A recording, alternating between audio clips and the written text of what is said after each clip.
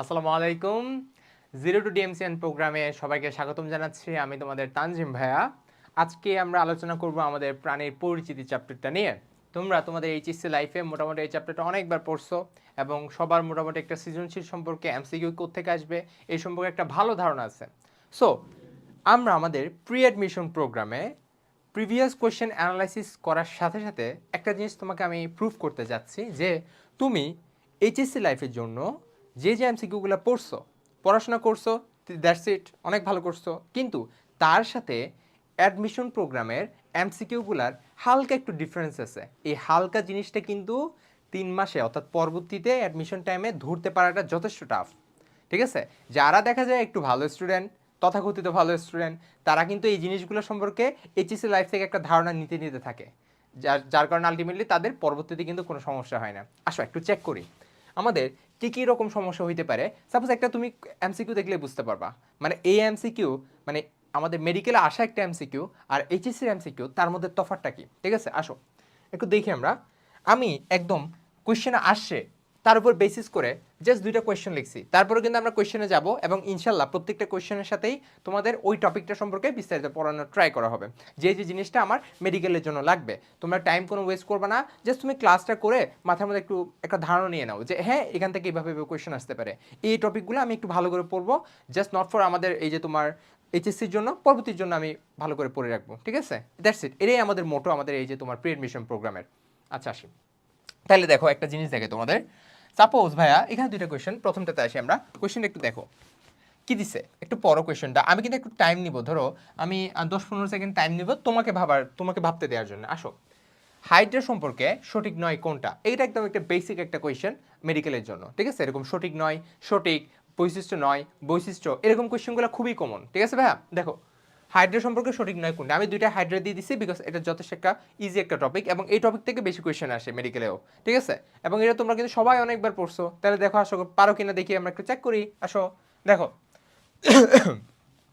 প্রথমটা কি দিছে, পেশি আবরণী কোষ মায়োনিম তন্তু ধারণ করে। তুমি ভাবো, আমি তোমাকে আনসার বলতেছি না, হ্যাঁ পেশি আবরণী কোষে যাও, ওখানে গিয়ে ভাবো হ্যাঁ তুমি এটা পড়ছো কিনা, যে পেশি আবরণী কোষটা মায়োনিম তন্তু ধারণ করে কিনা, নাকি মায়োফ্রাবিল তন্তু ধারণ করে কিনা, নাকি কোনো তন্তুই ধারণ করে না, একটু ভাবো তুমি। ঠিক আছে, ব্রেনকে একটু স্ট্রং করো। আসো 2 নম্বরটা দেখি। হাইড্রা 27 থেকে 30 ডিগ্রি সেলসিয়াস তাপমাত্রা পছন্দ করে। খুব সিম্পলি আমি দিছি, কোশ্চেনটা একটু মডিফাই করতে পারে, বাট বেসিক জিনিসটা এটা থাকবে যে হাইড্রা 27 থেকে 30 ডিগ্রি সেলসিয়াস তাপমাত্রা সবচেয়ে পছন্দ করে থাকে এবং ওই টেম্পারেচারে তারা সবচেয়ে বেশি ভালোভাবে বাস করে। ঠিক আছে, আচ্ছা 3 নম্বর কোয়েশ্চেনটা দেখি। হাইড্রার যে ম্যাসোগ্লিয়া, মধ্যবর্তী যে স্তর ম্যাসোগ্লিয়া আমরা জানি, ওই ম্যাসোগ্লিয়াটা 0.1 মাইক্রোমিটার পুরু। এগুলো কিন্তু সব মেডিকেলের কোয়েশ্চেন। ঠিক আছে, আমি দেখাবো এগুলো সব মেডিকেলের কোয়েশ্চেনই, আমি আলাদা কিছু দিচ্ছি না। ম্যাসোগ্লিয়া 0.1 মাইক্রোমিটার পুরু। তুমি ভাবো যে হ্যাঁ আমি ম্যাসোগ্লিয়াতে গেছি, ম্যাসোগ্লিয়া আমি তো ক্ষয়ের জন্য অনেক পড়ছি, অনুধাবনমূলক কোয়েশ্চেনের জন্য অনেক পড়ছি, এটা কি 1.1 মাইক্রোমিটার পুরু কিনা। আচ্ছা 4th কোয়েশ্চেনটা দেখি। হাইড্রার প্রিয় খাবার আর্থ্রোপ্রোডস। ঠিক আছে, আর্থ্রোপ্রোডস বা এটা আমি যদি বাংলায় বলি ক্রাস্টাসিয়াস সন্ধিপতি। ঠিক আছে, এখন তুমি 4টা কোয়েশ্চেন দেখতেছো, এই 4টা কোয়েশ্চেনটা একটু তুমি অ্যানালাইসিস যখন করবা, দেখো তুমি একটা সিঙ্গেল কোয়েশ্চেন দেখলে তোমার কাছে এত কঠিন লাগবে না, কিন্তু তুমি যে 4টা কোয়েশ্চেন যেগুলো মোটামুটি একটার সাথে একটা রিলেটেড, বুঝছো, এখানে ঝামেলা, কোয়েশ্চেনগুলো একটার সাথে একটা কোরিলেটেড থাকে, মানে একটার সাথে একটা কেমন জানি মিল থাকে, মনে হয় যে একটা না, এখানে তো মনে হয় সঠিক নয় 2টা আছে, এরকম একটা ভাইব দেয় তোমাকে, বুঝতে পারছো। তাইলে আসি আমরা এখানে, এই যে পেশি আবরণী কোষটা মায়োনিম তন্তু ধারণ করে, এই জায়গায় তোমরা অনেকে কনফিউজ হয়ে যাবা যে মায়োনিম আর মায়োফ্রাইবিল 2টা কি সেম জিনিস কিনা, আমি তো 2টাই পড়ছিলাম, বাট 2টা কোন কোন জায়গায় পড়ছিলাম, প্রথম কনফিউশন আসবে এখানে। ঠিক আছে, আচ্ছা প্রিয় খাবার আর্থ্রোপ্রোডসে, এটা অনেকেই একটু কনফিউজ হয়ে যাবা। তোমরা অনেকেই সবাই পড়ে আসছো ক্রাস্টাসিয়াস সন্ধিপতি। ঠিক আছে, এখন ক্রাস্টাসিয়াস সন্ধিপতি মানেই যে আর্থ্রোপ্রোডস, সেটা অনেকেই একটু কনফিউজ হতে পারো, আমি ধরে নিচ্ছি আবার নাও হতে পারো। তাহলে দেখি আমরা এই যে অপশনগুলো যদি তুমি যাচাই করো, তাহলে অ্যাকচুয়াল আনসারটা হবে কত, 2 নম্বরটা ভুল আছে। ঠিক আছে, 2 নম্বরটা ভুল আছে। এখন সঠিক নয় তার মানে কোনটা, 2 নম্বরটা ভুল। এখন তুমি বলতে পারো ভাই এই জিনিসটা তোমার আমি বইয়ে পড়ি নাই, অনেকে কিন্তু বলতে পারো যারা এইচএসসির জন্য নর্মালি আমরা প্রিপারেশন নেই, বলবো এই ভাইটা আমি এটা পড়ি নাই, কিন্তু এটা তোমার বইয়ে আছে, খুব ভালো করেই আছে। ঠিক আছে, কোন জায়গায় আছে, একদম লাস্টের দিকে আছে, দেখবা হাইড্রা 20 ডিগ্রি সেলসিয়াস তাপমাত্রা সবচেয়ে বেশি পছন্দ করে থাকে। কয় ডিগ্রি সেলসিয়াস, 20 ডিগ্রি সেলসিয়াস তাপমাত্রা। তার মানে এটা আনসার কি হবে, এটা এখানে ফলস হবে, এটা আনসার হবে 20 ডিগ্রি সেলসিয়াস তাপমাত্রা। তাহলে তুমি একটা কোয়েশ্চেন সম্পর্কে আইডিয়া পাইছো না আমার কিভাবে পড়া লাগবে, বুঝছো, এভাবে করে কিন্তু আমাদের ক্লাসগুলো আগানো হবে। তাহলে দেখো আনসার কি হবে, বি হবে। আচ্ছা পরের কোয়েশ্চেনে দেখো আরেকটা সিম্পল কোয়েশ্চেন, খুবই সিম্পল। আমরা হাইড্রার চলনটা এমন কেউ বাদ নেই যে আমরা চলনটা পড়ি নাই, যে একদম আমরা পড়াশোনা করিও না সেও কিন্তু পাস করার জন্য হইলো কিংবা হালকা একটু 4 পয়েন্ট বা 5 পয়েন্ট বা জিপিএ 5 পাওয়ার জন্য আমরা এগুলো এগুলো খুব ভালো করে পড়ি, তাই না? হাইড্রার চলন খুবই একটা নর্মাল একটা টপিক। তাহলে দেখি তোমাকে বলছে, আমি কিন্তু দুইটা একদম সিম্পল কোয়েশ্চেন দিয়ে বোঝানোর ট্রাই করতেছি যেহেতু আমি ক্লাসে শুরু করতেছি। হাইড্রার চলন 9 কোনটা? সিম্পল কোয়েশ্চেন, আমরা চলন অনেকগুলো পড়ছি, প্রায় 9টা চলন ছিল, ঠিক আছে? এখন তুমি তো এইচএসসির জন্য পড়ছো একভাবে, যে আমি নামগুলোকে অত গুরুত্ব দিই নাই, বাট নামের সাথে যে লেখাগুলা ওগুলাকে আমার বেশি জানা লাগছে, কারণ আমার তো সৃজনশীল খাতায় লেখা লাগবে। আচ্ছা তুমি তো ওগুলো পড়তেছো, কোনো প্যারা নাই। এখন এখানে দেখি কি দিছে, বাংলায় ইংলিশ নামগুলো দিছে। কি দিছে? Looping, dropping, crawling, floating. আমি যদি এটাকে ইংলিশে কনভার্ট করি কি হবে? Looping, dropping, crawling, floating. Okay, আচ্ছা এখন তুমি একটু ভাবো তো কোনটা হাইড্রার চলনা তুমি পড়ো নাই। দেখো এই বাংলা নামগুলো দেখে তোমার একটু উইয়ার্ড লাগতেছে না, যে ভাই এরকম তো আসলে আসবে, আমি খেয়াল করি নাই, তাই না? দেখো নামগুলো দেখো, লুপিং ছিল, লুপিং এর একটা চলনের বাংলা নাম কি ছিল দেখি বলো তো? হামাগুড়ি চলন, মনে আছে না? মনে পড়তেছে? হামাগুড়ি চলন ছিল, তাই না? আচ্ছা তারপর ড্রপিং, ড্রপিং কি কোনো চলন ছিল? তুমি ভাবতে থাকো, আমি এখন আনসার দিচ্ছি না। ক্রলিং, ক্রলিং কি ছিল? ক্রলিং নামটা পড়ছো? দেখবা অনেকেই তোমরা কনফিউজ হয়ে গেছো, এই যে তোমার ফ্লোটিং, ক্রলিং, ড্রপিং এগুলোর মধ্যে এগুলো কি হাইড্রা চলন আদৌ ছিল কিনা? ফ্লোটিংটা মোটামুটি ইজি, ফ্লোটিং হচ্ছে বাংলা কি বলি ভাষা, ভাষা কিন্তু হাইড্রা একটা চলনের মধ্যে ছিল, ঠিক আছে? আচ্ছা তাহলে মাঝখানে দুটো বাকি আছে, দেখি আমরা, একটা ড্রপিং একটা ক্রলিং। আচ্ছা এই যে ক্রলিং, ক্রলিং মানে কি জানো? হ্যাঁচড়ানো। তোমার বইয়ে হয়তো বা যদি আগের এডিশন পড়ে থাকো একটু ভুল দিছে, তোমার বইয়ে লেখা আছে হামাগুড়ি মানে ক্রলিং, বাট অ্যাকচুয়ালি ক্রলিং মানে হ্যাচড়ানো, এটা মাথায় রাখবা। তোমাকে কিন্তু এই যে এই নামগুলো না বলে বাংলা নামও দিতে পারে, তখনও কিন্তু তোমার একটু প্যারা হয়ে যাবে, ঠিক আছে? তাহলে ক্রলিং মানে হ্যাচড়ানো, আর ড্রপিং এটা কোনো চলন না, পড়ে যাওয়া এটা কোনো চলন না, ঠিক আছে? তাহলে বুঝতে পারছি। এই যে দেখো এখানে ড্রপিং না বলে তোমাকে যদি বলতো ড্রাউনিং, দেখছো এইভাবে করে কোয়েশ্চেন দিবে ড্রাউনিং, তাহলে কিন্তু এটা একটা চলন, ডুবা, ঠিক আছে? দেখবো সবার লাস্টে আছে, এটা হচ্ছে হাইড্রার একটা চলন পদ্ধতি। ওখানে কিন্তু একটা লাইনও লেখা আছে, হাইড্রার যেসব চলন পদ্ধতি আছে তার মধ্যে একমাত্র এই যে ড্রাউনিং অথবা ডুবে যাওয়া, এই ডুবে যাওয়া এই চলনটা হচ্ছে হাইড্রার অনিচ্ছাকৃত চলন, অনিচ্ছাকৃত চলন। আমি খুব তাড়াতাড়ি লিখে ফেলতেছি, সমস্যা নেই, আশা করি তোমরা বুঝতেছো। এটা হাইড্রার একটা অনিচ্ছাকৃত চলন। তুমি একটু বইটা খুলে একটু ওখানে চেক করো, দেখবে এটা পাবা। তাইলে একটা ধারণা পাইছো না? কোয়েশ্চেন পড়তেছো তো পড়তেছো, কিন্তু এরকম করে পড়াশোনা একটু তোমরা কম করো, ঠিক আছে? তাহলে তোমরা একটা আইডিয়া পাচ্ছ যে অ্যাকচুয়ালি আমার কীভাবে পড়তে হবে, এভাবে করে আমার পড়তে হবে। খুব ইজি জিনিস, খুব ইজি টপিক চুজ করছি, বাট পড়াশোনাটা একটু ডিফারেন্ট ওয়েতে করতে হবে, বুঝছি? আচ্ছা আসো, তাহলে আশা করি তোমরা সবাই বুঝছো। এবার হচ্ছে আমরা আমাদের মোটামুটি টপিক ওয়াইজ কোয়েশ্চেনগুলো একটু চেক করি, চেক করে করে আমরা একটু সামনে আগাই আসি। তাহলে আমাদের প্রথমে আমরা হাইড্রা নিয়ে পড়বো, তারপর ঘাসফড়িং নিয়ে পড়বো, তারপর আমরা রুই মাছ নিয়ে পড়বো। হাইড্রাটা যথেষ্ট ইজি একটা টপিক, হাইড্রা নিয়ে এক্সট্রা তেমন কিছু বলতেছি না, জাস্ট নর্মাল আমরা অ্যাজ ইউজুয়াল পড়াগুলো আগে যাবো। আমি তোমাকে ফার্স্টে তো সব কিছু বোঝাই দিচ্ছি যে অ্যাকচুয়ালি আমার কোয়েশ্চেনের প্যাটার্নগুলো কীভাবে ফলো করতে পারে, এবং এটার কারণেই হচ্ছে আমাদের এই প্রি এডমিশন কোর্সটা, ঠিক আছে? কারণ এইটা হচ্ছে তোমাদের এইচএসসির কিন্তু একটা ব্যাপক পার্থক্য আছে, বাট আমরা বুঝতে পারি না। আমরা তো এই বায়োলজি সবই পড়ি, কিন্তু আমরা তাও পারতেছি না কেন? কারণ একটু ডিফারেন্স আছে, এটাই বোঝানো আমাদের এই ক্লাসের মোটো। আসি তাইলে ফার্স্টে আসি, এখানে তেমন কিছু লেখা নেই স্লাইডের মধ্যে, যা পড়াবো আমি নিজে পড়াই দিব। যে যে টপিকগুলো ইম্পর্টেন্ট, যে যে থিওরিগুলো ইম্পর্টেন্ট ওগুলো আমি নিজে পড়াই দিব। ইনশাল্লাহ তোমরা টপিকগুলো পেয়ে যাবা, ঠিক আছে? ক্লাসের ম্যাটেরিয়ালগুলো কিন্তু তোমরা সব পেয়ে যাবা।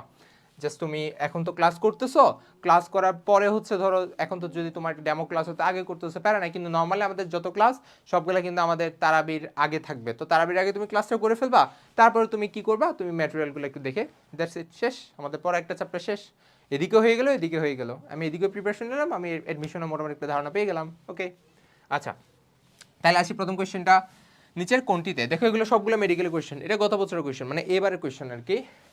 নিচের কোনটিতে হাইড্রার বহিঃকোষীয় পরিপাক সংঘটিত হয়? ঠিক আছে, সৃজনশীলের জন্য হাইড্রার বহিঃকোষীয় পরিপাক আর অন্তঃকোষীয় পরিপাক খুব ভালো করে আমরা পড়ছি। আচ্ছা এখন বহিঃকোষীয় পরিপাক আর অন্তঃকোষীয় পরিপাক এগুলো নিয়ে যদি আমি হালকা পাতলা বলি, আমাদের বহিঃকোষীয় পরিপাক মানে যেটা কোষের বাইরে হচ্ছিল, তাই না? কোষের বাইরে সংঘটিত হচ্ছিল, তাহলে কোষের বাইরে মানে কোথায় সংঘটিত হচ্ছিল বলতো? ওই যে হাইড্রা, আমি যদি একটা হাইড্রা আঁকি, সাপোজ ধর একটা হাইড্রা, ধর এটা একটা হাইড্রার বডি, আমার চিত্র আঁকা এত ভালো না, মাফ করে দিও। ধরো এটা হচ্ছে হাইড্রা, সাপোজ এটা একটা হাইড্রা। এই যে হাইড্রার মধ্যে যে ভাই গহ্বর আছে না, এই গহ্বরটার আমরা কি বলতাম? এই গহ্বরটার আমরা বলতাম সিলেন্টেরন। কি বলতাম? সিলেন্টেরন। ঠিক আছে, এই সিলেন্টেরনের মধ্যে কি হচ্ছে? হাইড্রার বহিঃকোষীয় পরিপাক হচ্ছে। এটা কি তোমার মনে আছে?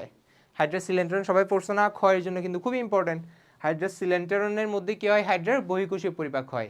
এখন বহিঃকোষীয় পরিপাক মানে কি দিয়ে হয়? ওই যে আমরা পড়ছি না হাইড্রার, এখানে আমি লিখি হাইড্রার যে গ্যাস্ট্রোডার্মিস ছিল, হাইড্রার যে গ্যাস্ট্রোডার্মিস ছিল, গ্যাস্ট্রোডার্মিস মনে আছে না? একটা এপিডার্মিস আর একটা গ্যাস্ট্রোডার্মিস ছিল। এই গ্যাস্ট্রোডার্মিসের প্রথম যে কোষ সেটার নাম কি ছিল? পেশী আবরণী কোষ। কি নাম ছিল? পেশী আবরণী কোষ। ওই পেশী আবরণী কোষের মধ্যে আবার দুইটা ভাগ ছিল, মনে আছে ভাইয়া? একটা কি ছিল? একটা সিলিয়া কোষ ছিল, একটা মানে ক্ষণপদীয় কোষ ছিল, আর একটা ফ্লাজেলাযুক্ত কোষ ছিল, তাই না? আচ্ছা, তাহলে আমরা কি কি পড়ছি? একটা ক্ষণপদীয় কোষ, আমি একটু এখানে করে দেই, দেখো। তাহলে আমরা কি কি পড়ছি? একটা হচ্ছে আমাদের ক্ষণপদীয় কোষ, আমি কিন্তু পেশী আবরণী কোষ বোঝাচ্ছি। আমার সাথে সাথে পড়লে তোমার এইচএসসি এমসিকিউ কিংবা তুমি থিওরি অনেক কিছু আইডিয়া পেয়ে যাবা। ক্ষণপদীয় কোষ আর একটা ফ্লাজেলীয় কোষ, ফ্লাজেলীয় কোষ। ওকে, ফ্লাজেল এখানে কয়টা থাকে এটা কিন্তু এমসিকিউর জন্য গুরুত্বপূর্ণ, 1 থেকে 4টা, এটা আমরা জানি। আর না জানলেও সমস্যা নেই, এখন জেনে নাও, কোনো সমস্যা নেই। আচ্ছা, তাহলে ফ্লাজেলীয় কোষ ছিল, একটা ক্ষণপদীয় কোষ ছিল। তাহলে আমি যদি তোমাকে মেকানিজমটা একটু বলি, কি ছিল মেকানিজমটা? সিলেন্টেরনের খাবারটা সে হাইপোস্টোম দিয়ে, হাইপোস্টোমটা কি? মুখটা আর কি, মুখটা সংকোচন প্রসারণশীল, ওখানের মধ্যে গ্রন্থিকোষ যে থাকে সেটা কিন্তু সিলিয়া নিঃসরণ করে, মিউকাস নিঃসরণ করে, যেখানে খাবারটা ইজিলি তার মুখের মধ্যে প্রবেশ করতেছে। তাহলে মুখ দিয়ে সেটা তার ডিরেক্ট গহ্বরের মধ্যে চলে যাচ্ছে, যেটাকে আমরা কি বলতেছি? সিলেন্টেরন বলতেছি। ওই সিলেন্টেরনে যাওয়ার পরে হাইড্রার যে ভিতরের দিকের কোষ ছিল না, গ্যাস্ট্রোডার্মিস, বাইরে তো এপিডার্মিস, আর ভিতরের লেয়ারটা কি? গ্যাস্ট্রোডার্মিস। ওই গ্যাস্ট্রোডার্মিসের পেশী আবরণী কোষে যে ফ্লাজেলীয় কোষ, এগুলো তো বেসিক্যালি কিরকম দেখতে? আমরা দেখছি না, এই ধরো এটা একটু যদি লেয়ার হয়, এই লেয়ার দিয়ে আমার এরকম হচ্ছে, আমাদের এরকম, এটা হচ্ছে কোষ, এইটা হচ্ছে ফ্লাজেলা। ঠিক আছে, ফ্লাজেলা একটা। তারপর যদি আমি ক্ষণপদীয় কোষগুলো আঁকি, এগুলো হচ্ছে এরকম ছিল, এইরকম ছিল, এরকম ছিল, এগুলো হচ্ছে ক্ষণপদীয় কোষ। এই দুই রকম কোষ থাকে, এরকম সিরিয়ালি থাকে।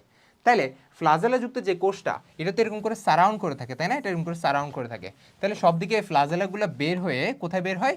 সিলেন্টেরনে বের হচ্ছে, তাই না? সিলেন্টেরনে বের হচ্ছে। তাহলে সিলেন্টেরনের মধ্যে যে খাবারটা ঢুকলো, তাকে কি করে? ফ্লাজেলাগুলো নাড়ায়া চাড়ায়া কি করে ফেলে? খাবারটাকে পেস্ট বা মন্ড করে ফেলে। এই যে নাড়ায়া চাড়ায়া যে পেস্ট বা মন্দ করতেছে, এটাই তার কি? এটাই তার বহিঃকোষীয় পরিপাক। এটাই তার বহিঃকোষীয় পরিপাক। বুঝতে পারছি ভাইয়া? এটাই তার বহিঃকোষীয় পরিপাক। এখন সেকেন্ড যে কোয়েশ্চেনটা আসতে পারে, একটু যদি টাফ করে, তাহলে কি বলবে তোমাকে? বহিঃকোষীয় পরিপাকের মধ্যে আমার কি কোনো এনজাইম কাজ করে কিনা? ঠিক আছে, দেখি বলো তো। এটা কিন্তু মানুষের সাথে মিল আছে। বহিঃকোষীয় পরিপাকে জাস্ট একটা এনজাইম কাজ করে, সেটা হচ্ছে আমাদের কি জানো? সেটা হচ্ছে আমাদের পেপসিনটা। পেপসিন। পেপসিন হচ্ছে হালকা প্রোটিনকে পলিপেপটাইডে কনভার্ট করে। তাহলে পেপসিন কি করে? হালকা প্রোটিনকে পলিপেপটাইডে কনভার্ট করে। আর বাদ বাকি যা আছে ওদের কিন্তু কোনো চেঞ্জ হয় না, ওরা চেঞ্জ হবে কোথায়? অন্তঃকোষীয় পরিপাকে গিয়ে। তাহলে এখন বহিঃকোষীয় পরিপাকে তো তাকে প্যাচ বানায় ফেলছে, এখন এখান থেকে তাকে কোষের ভেতর প্রবেশ করা লাগবে না? কোষের ভিতর প্রবেশ করা লাগবে না? এই কোষের ভিতরে প্রবেশ করাটা কিভাবে হয় জানো? তোমার ফ্যাগোসাইটোসিস প্রক্রিয়ার মাধ্যমে। ঠিক আছে, ফ্যাগোসাইটোসিস প্রক্রিয়া কি করে? এই যে ক্ষণপদীয় কোষগুলা করে। ক্ষণপদীয় কোষগুলা এমিবার মতো দেখতে না? এই যে এটা অনেকটা এমিবার মতো দেখতে না? তো কি করে? খাবারটা এই জায়গায় আসে, এদিকে ভিতরে আসে, তারপর ও কি করে? তার যে সিওডোপড, এইগুলাকে সিওডোপড বলে, হাত আর কি বলতে গেলে হাতের মতো, এই সিওডোপড দিয়ে খাবারটাকে সে কি করে? এনগালফ করে ফেলে। ওই যে তোমরা ফ্যাগোসাইটোসিস প্রক্রিয়া পড়ছো না, জাস্ট লাইক দ্যাট। ঠিক আছে, এনগালফ করে সে কোষের ভিতরে প্রবেশ করে ফেলে। বুঝতে পারছি? এই যে কোষের ভিতরে প্রবেশ করালো না, তারপর তার কি শুরু হবে? অন্তঃকোষীয় পরিপাক শুরু হবে। বুঝতে পারছি? কি শুরু হবে? অন্তঃকোষীয় পরিপাক শুরু হবে।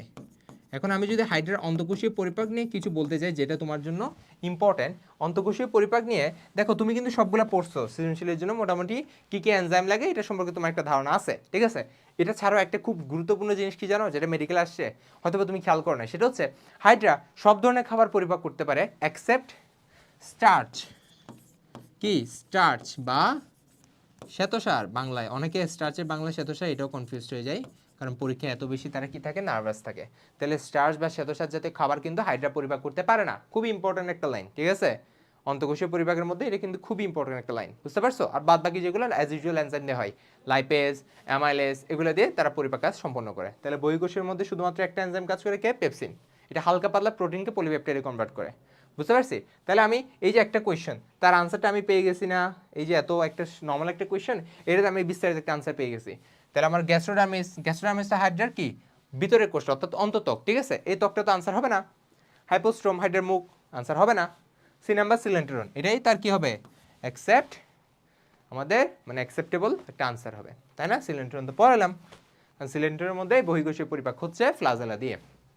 বুঝতে পারছি? এভাবে করে কোয়েশ্চেনগুলো ভাবতে হবে, বুঝছো? এবং তোমার এটার সাথে কিন্তু থিওরি অনেক কিছু তোমার মাথায় ঢুকে যাচ্ছে, এবং থিওরি কিন্তু এগুলাই লাগবে তোমার পরীক্ষার জন্য। বুঝতে পারছি?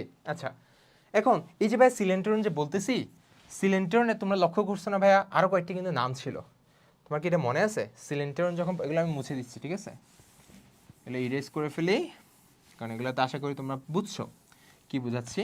সিলেন্টেরনে কিন্তু কয়েকটা নাম আছে, মনে আছে না তোমার? কি কি নাম ছিল? প্রত্যেকটা নাম ভালো করে পড়বা, প্রত্যেকটা নাম ভালো করে পড়বা, এটা মেডিকেল আসছে। একটা হচ্ছে কি ছিল? গ্যাস্ট্রোভাস্কুলার স্যাক, বা বাংলায় বললে গ্যাস্ট্রোভাস্কুলার গহ্বর, ঠিক আছে? এটাকে যদি বাংলা করি কি হবে? পরিপাক সংবহন গহ্বর। ওকে, আচ্ছা, তাহলে আমি দুইটা নাম এখানে মোটামুটি দুইটা নাম পাইলাম। আরও দুইটা নাম আছে, একটা হচ্ছে ব্লাইন্ড গাট, আর একটা হচ্ছে ব্লাইন্ড স্যাক। তাহলে সিলেন্টেরনের এই চারটা নাম তোমার জন্য খুবই ইম্পর্টেন্ট, ঠিক আছে? এগুলো কিন্তু তুমি অনুধাবনমূলক কোয়েশ্চেনের জন্য খুবই ইম্পর্টেন্ট। তাহলে আমরা একটা কোয়েশ্চেন যদি অ্যানালাইসিস করলাম, এই কোয়েশ্চেনের মাধ্যমে কিন্তু আমরা বহুত কিছু পাই গেছি, যে অ্যাকচুয়ালি আমার কিভাবে কি পাওয়া লাগবে। বুঝতে পারছি ভাইয়া? ওকে, এভাবে করে আমরা কোয়েশ্চেন সলভ করবো। আচ্ছা, তাহলে মেডিকেল 23-24 একটা কোয়েশ্চেন দেখি হাইড্রা নিয়েই। নিচের কোন কোষ, আমি একটু ভুল পড়ছি, নিচের কোন কোষ যে কোনো ধরনের কোষে পরিণত হতে পারে? এটা মোটামুটি অনেকেই জানি, প্রায় সবাই জানি বলতে গেলে। সেটা হচ্ছে হাইড্রার ইন্টারস্টিশিয়াল কোষ। পড়ছো না সবাই? হাইড্রার ইন্টারস্টিশিয়াল কোষ, যেটা একমাত্র কোষ যেটা হাইড্রার বহিঃকোষ বা অন্তঃকোষ যে কোনো ধরনের কোষে সে কনভার্ট করতে পারে, ঠিক আছে? তাহলে কোন কোষ? এই যেখানে আছে, আমি আর কিছু দেখতেছি না। আনসার কি হবে? বি হবে, তাই না? আনসার কি হবে? বি হবে, দেখছো? তাহলে মেডিকেলে যে কোয়েশ্চেনগুলো আসতেছে, তার মেজরিটি অফ দ্য কোয়েশ্চেন, মানে যারা আমরা এইচএসসিতে ভালো করে যদি পড়াশোনাটা করি, তাহলে তার মেজরিটি অফ দ্য কোয়েশ্চেন কিন্তু আমি পারবো, ঠিক আছে? মেজরিটি অফ দ্য কোয়েশ্চেন পারবো, এটা শিওর থাকো। এক্সট্রা কোনো পেনিক হওয়ার কোনো দরকার নেই, মেজরিটি কোয়েশ্চেন তুমি পারবা, খুব ইজিলি পারবা, ঠিক আছে? জাস্ট কনফিউজ হওয়া যাবে না। তাহলে ইন্টারস্টিশিয়াল কোষ আমরা সবাই জানি। এখন ইন্টারস্টিশিয়াল কোষ নিয়ে আমার আর কি কি পাওয়া লাগবে, ঠিক আছে? ইন্টারস্টিশিয়াল কোষটা প্রথমে পাওয়া লাগবে সেটা কোথায় অবস্থান করে, তার অবস্থানটা আমার সত্য মিথ্যা দিয়ে দিতে পারে। নিচের কোনটি সত্য মিথ্যা এভাবে করে অবস্থানটা দিতে পারে। এটা কোথায় অবস্থান করে? পেশি আবরণী কোষের ফাঁকে ফাঁকে। তাহলে আমার প্রথমে জানা লাগবে এই জিনিসটা, ঠিক আছে? তারপর সেকেন্ডলি একটা জিনিস জানবো, সেটা হচ্ছে আমরা ইন্টারস্টিশিয়াল কোষের মধ্যে কিন্তু বিভিন্ন ধরনের অঙ্গাণু আছে, তাই না? মাইটোকন্ড্রিয়া, তারপর হচ্ছে আমাদের এন্ডোপ্লাজমিক রেটিকুলাম, এইগুলা কিন্তু তুমি একটু পড়ে নিবা, রাইবোজোম, এগুলো কিন্তু আছে, ঠিক আছে? তোমাকে দেখবা এটা দিয়েও যদি কোয়েশ্চেন চাইলে কোডিং করতে পারে। কি কোয়েশ্চেন কোডিং করবে জানো? তোমাকে বলবে অমসৃণ, অমসৃণ এন্ডোপ্লাজমিক রেটিকুলাম। আনসারটা কি কারেক্ট হবে? না, আনসার ইনকারেক্ট হবে। কেন? কারণ অ্যাকচুয়াল আনসার হচ্ছে মসৃণ এন্ডোপ্লাজমিক রেটিকুলাম। আনসার কি হবে? মসৃণ এন্ডোপ্লাজমিক রেটিকুলাম। তুমি বইটা একটু চেক করো, যদি অনেকে দেখবে এটা খেয়াল করো নাই, অমসৃণ নাকি মসৃণ, এটা কিন্তু অনেকেই খেয়াল করে নাই, ঠিক আছে? এইভাবে জিনিসগুলো খেয়াল করতে হবে, এটাই তোমার ধরাই দিচ্ছি, বুঝতে পারছো? আচ্ছা, তাহলে ভাই দুইটা জিনিস তো বুঝলাম। আচ্ছা, তারপর কাজে আসি। কাজে হচ্ছে ইন্টারস্টিশিয়াল কোষের মেইন যে কাজ, ঠিক আছে? ও হচ্ছে মেইনলি যে কাজটা আমাদের করতেছে সেটা হচ্ছে তারা মুকুল তৈরিতে অংশ নেয়, ঠিক আছে? মুকুল তৈরি তার one of the most important কাজ, এবং আমরা এটা জানি, এটা হচ্ছে হাইড্রার প্রধান একটা কি অযৌন জনন, তাই না? আমরা জানি সেটা। ওকে, আচ্ছা, তাহলে বুঝলাম না? আচ্ছা, তারপর লাস্টলি খুবই ইম্পর্টেন্ট একটা লাইন আছে, সেটা হচ্ছে বিজ্ঞানী ব্রেইন বলছে, নাম কি? ব্রেইন। উনি বলছে হাইড্রার বহিতক বা অন্ততক এর যতগুলা কোষ আছে এগুলা প্রতি 45 দিন অন্তর অন্তর ইন্টারস্টিশিয়াল কোষ দিয়ে হাইড্রার যতগুলা কোষ আছে সবগুলা এটা দিয়ে প্রতিস্থাপিত হয়। তাহলে এই লাইনটা খুব ইম্পর্টেন্ট না, এটা ভোলা যাবে না। তাহলে প্রতি 45 দিন অন্তর ইন্টারস্টিশিয়াল কোষ দিয়ে হাইড্রার যতগুলা কোষ আছে দেহের ওগুলা প্রতিস্থাপিত হয়। এবং এই জিনিসটাকে কি বলে? এই জিনিসটাকে বলে হাইড্রার টোটিপোটেন্ট ক্ষমতা, হাইড্রার টোটিপোটেন্ট পাওয়ার বা ক্ষমতা, ঠিক আছে, টোটিপোটেন্ট মানে তো আমরা সবাই জানি, তাই না? অনেকে আমরা নাও জানতে পারি। টোটিপোটেন্ট পাওয়ার মানে কি? সেটা হচ্ছে হাইড্রা একটা ইনহেরেন্ট একটা ক্যাপাবিলিটি। ঠিক আছে, এই ক্যাপাবিলিটির মাধ্যমে হাইড্রা কি করে? হাইড্রা তার অনুরূপ কিছু তৈরি করতে পারে। টোটিপোটেন্ট মানে হচ্ছে সেটা হচ্ছে তার একটা ক্ষমতা, যার মাধ্যমে সে চাইলে তার অনুরূপ কিছু তৈরি করতে পারে। ঠিক আছে, সে চাইলে যে কোনো কিছু তৈরি করতে পারে, এটাই তার অসীম একটা ক্ষমতা, টোটিপোটেন্ট পাওয়ার। বুঝতে পারছো? এটা কিন্তু হাইড্রার কোন কোষের আছে? ইন্টারস্টেশিয়াল কোষের আছে। হাইড্রা ধরো বাই এনি চান্স বিভাজন হয়ে গেছে বা কেউ তুমি হাইড্রা কাটে ফেলছো, এটা কিন্তু ইন্টারস্টেশিয়াল কোষ দিয়ে কি হবে? এই জিনিসটা প্রতিস্থাপিত হইতে পারে। বুঝতে পারছো? এবং এটা অবশ্যই তার তল মেনটেন করবে। একটু খুলে ফেলি। অবশ্যই তার কি মেনটেন করবে? তল মেনটেন করবে। অর্থাৎ তুমি ধরো হাইড্রার কি করছো, তুমি ধরো আমি চিত্র একটা আঁকলাম হয়তো বা, তুমি ধরো হাইড্রার এই যে তুমি কোর্সিকার উপরের পার্টটা কেটে ফেলছো, এটা কেটে ফেলছো, তাহলে পরবর্তী যে ইন্টারস্টেশিয়াল কোষ যে প্রতিস্থাপিত হবে, সে কি আবার এই নিচের পার্টের মতো উপরের পার্ট তৈরি করে দিবে? তাহলে তো হচ্ছে না, তাই না? সেটা হচ্ছে তার হাইড্রার তল মেনটেন করে। অর্থাৎ মৌখিক তল, দুইটা তল আছে, একটা হচ্ছে মৌখিক তল, আরেকটা হচ্ছে বিমৌখিক তল। এই দুইটা তল মেনটেন করে সে ইজিলি তার যে জিনিসটা লস হয়েছে সেটা আবার তৈরি করে ফেলতে পারে। বুঝতে পারছো? আচ্ছা, তাহলে কোয়েশ্চেনটা আমরা সবাই পারবো না? কোয়েশ্চেনটা একদম ইজি না। ইন্টারস্টেশিয়াল কোষ দিয়ে কী হবে না হবে এটা আমরা সব কিছু পারবো। নিউক্লিয়াস কোষ, সংবেদী কোষ, আবরণী কোষ, এগুলো হবে না, আমরা জানি। আচ্ছা, তারপর আসি, এই যে দেখো হাইড্রার চলন বললাম না, হাইড্রার চলনটা কিন্তু খুব ইম্পর্টেন্ট একটা টপিক। হাইড্রার চলনটা খুব ভালো করে পড়তে হবে, এটা ডেন্টালের কোয়েশ্চেন। ঠিক আছে, এবং এটা অনেকবার আসছে, এবং তুমি কোয়েশ্চেনগুলো চেক করে দেখতে পাবা যে কোয়েশ্চেনগুলো কিন্তু খুবই রিপিট করে, টপিক থেকে খুবই কোয়েশ্চেন রিপিট হয়। মানে যে টপিকগুলোতে কোয়েশ্চেন আসে ওগুলো দিয়ে কিন্তু বেসিক্যালি কোয়েশ্চেন আসতে থাকে, ডিফারেন্ট টপিককে ইনক্লুড করে না তেমন একটা। ঠিক আছে, এটা কিন্তু খুব একটা প্লাস পয়েন্ট। বুঝতে পারছো? এটা তোমার এখন থেকে ধরতে পারা উচিত যে কোন টপিকটা আমি একটু বেশি পড়বো।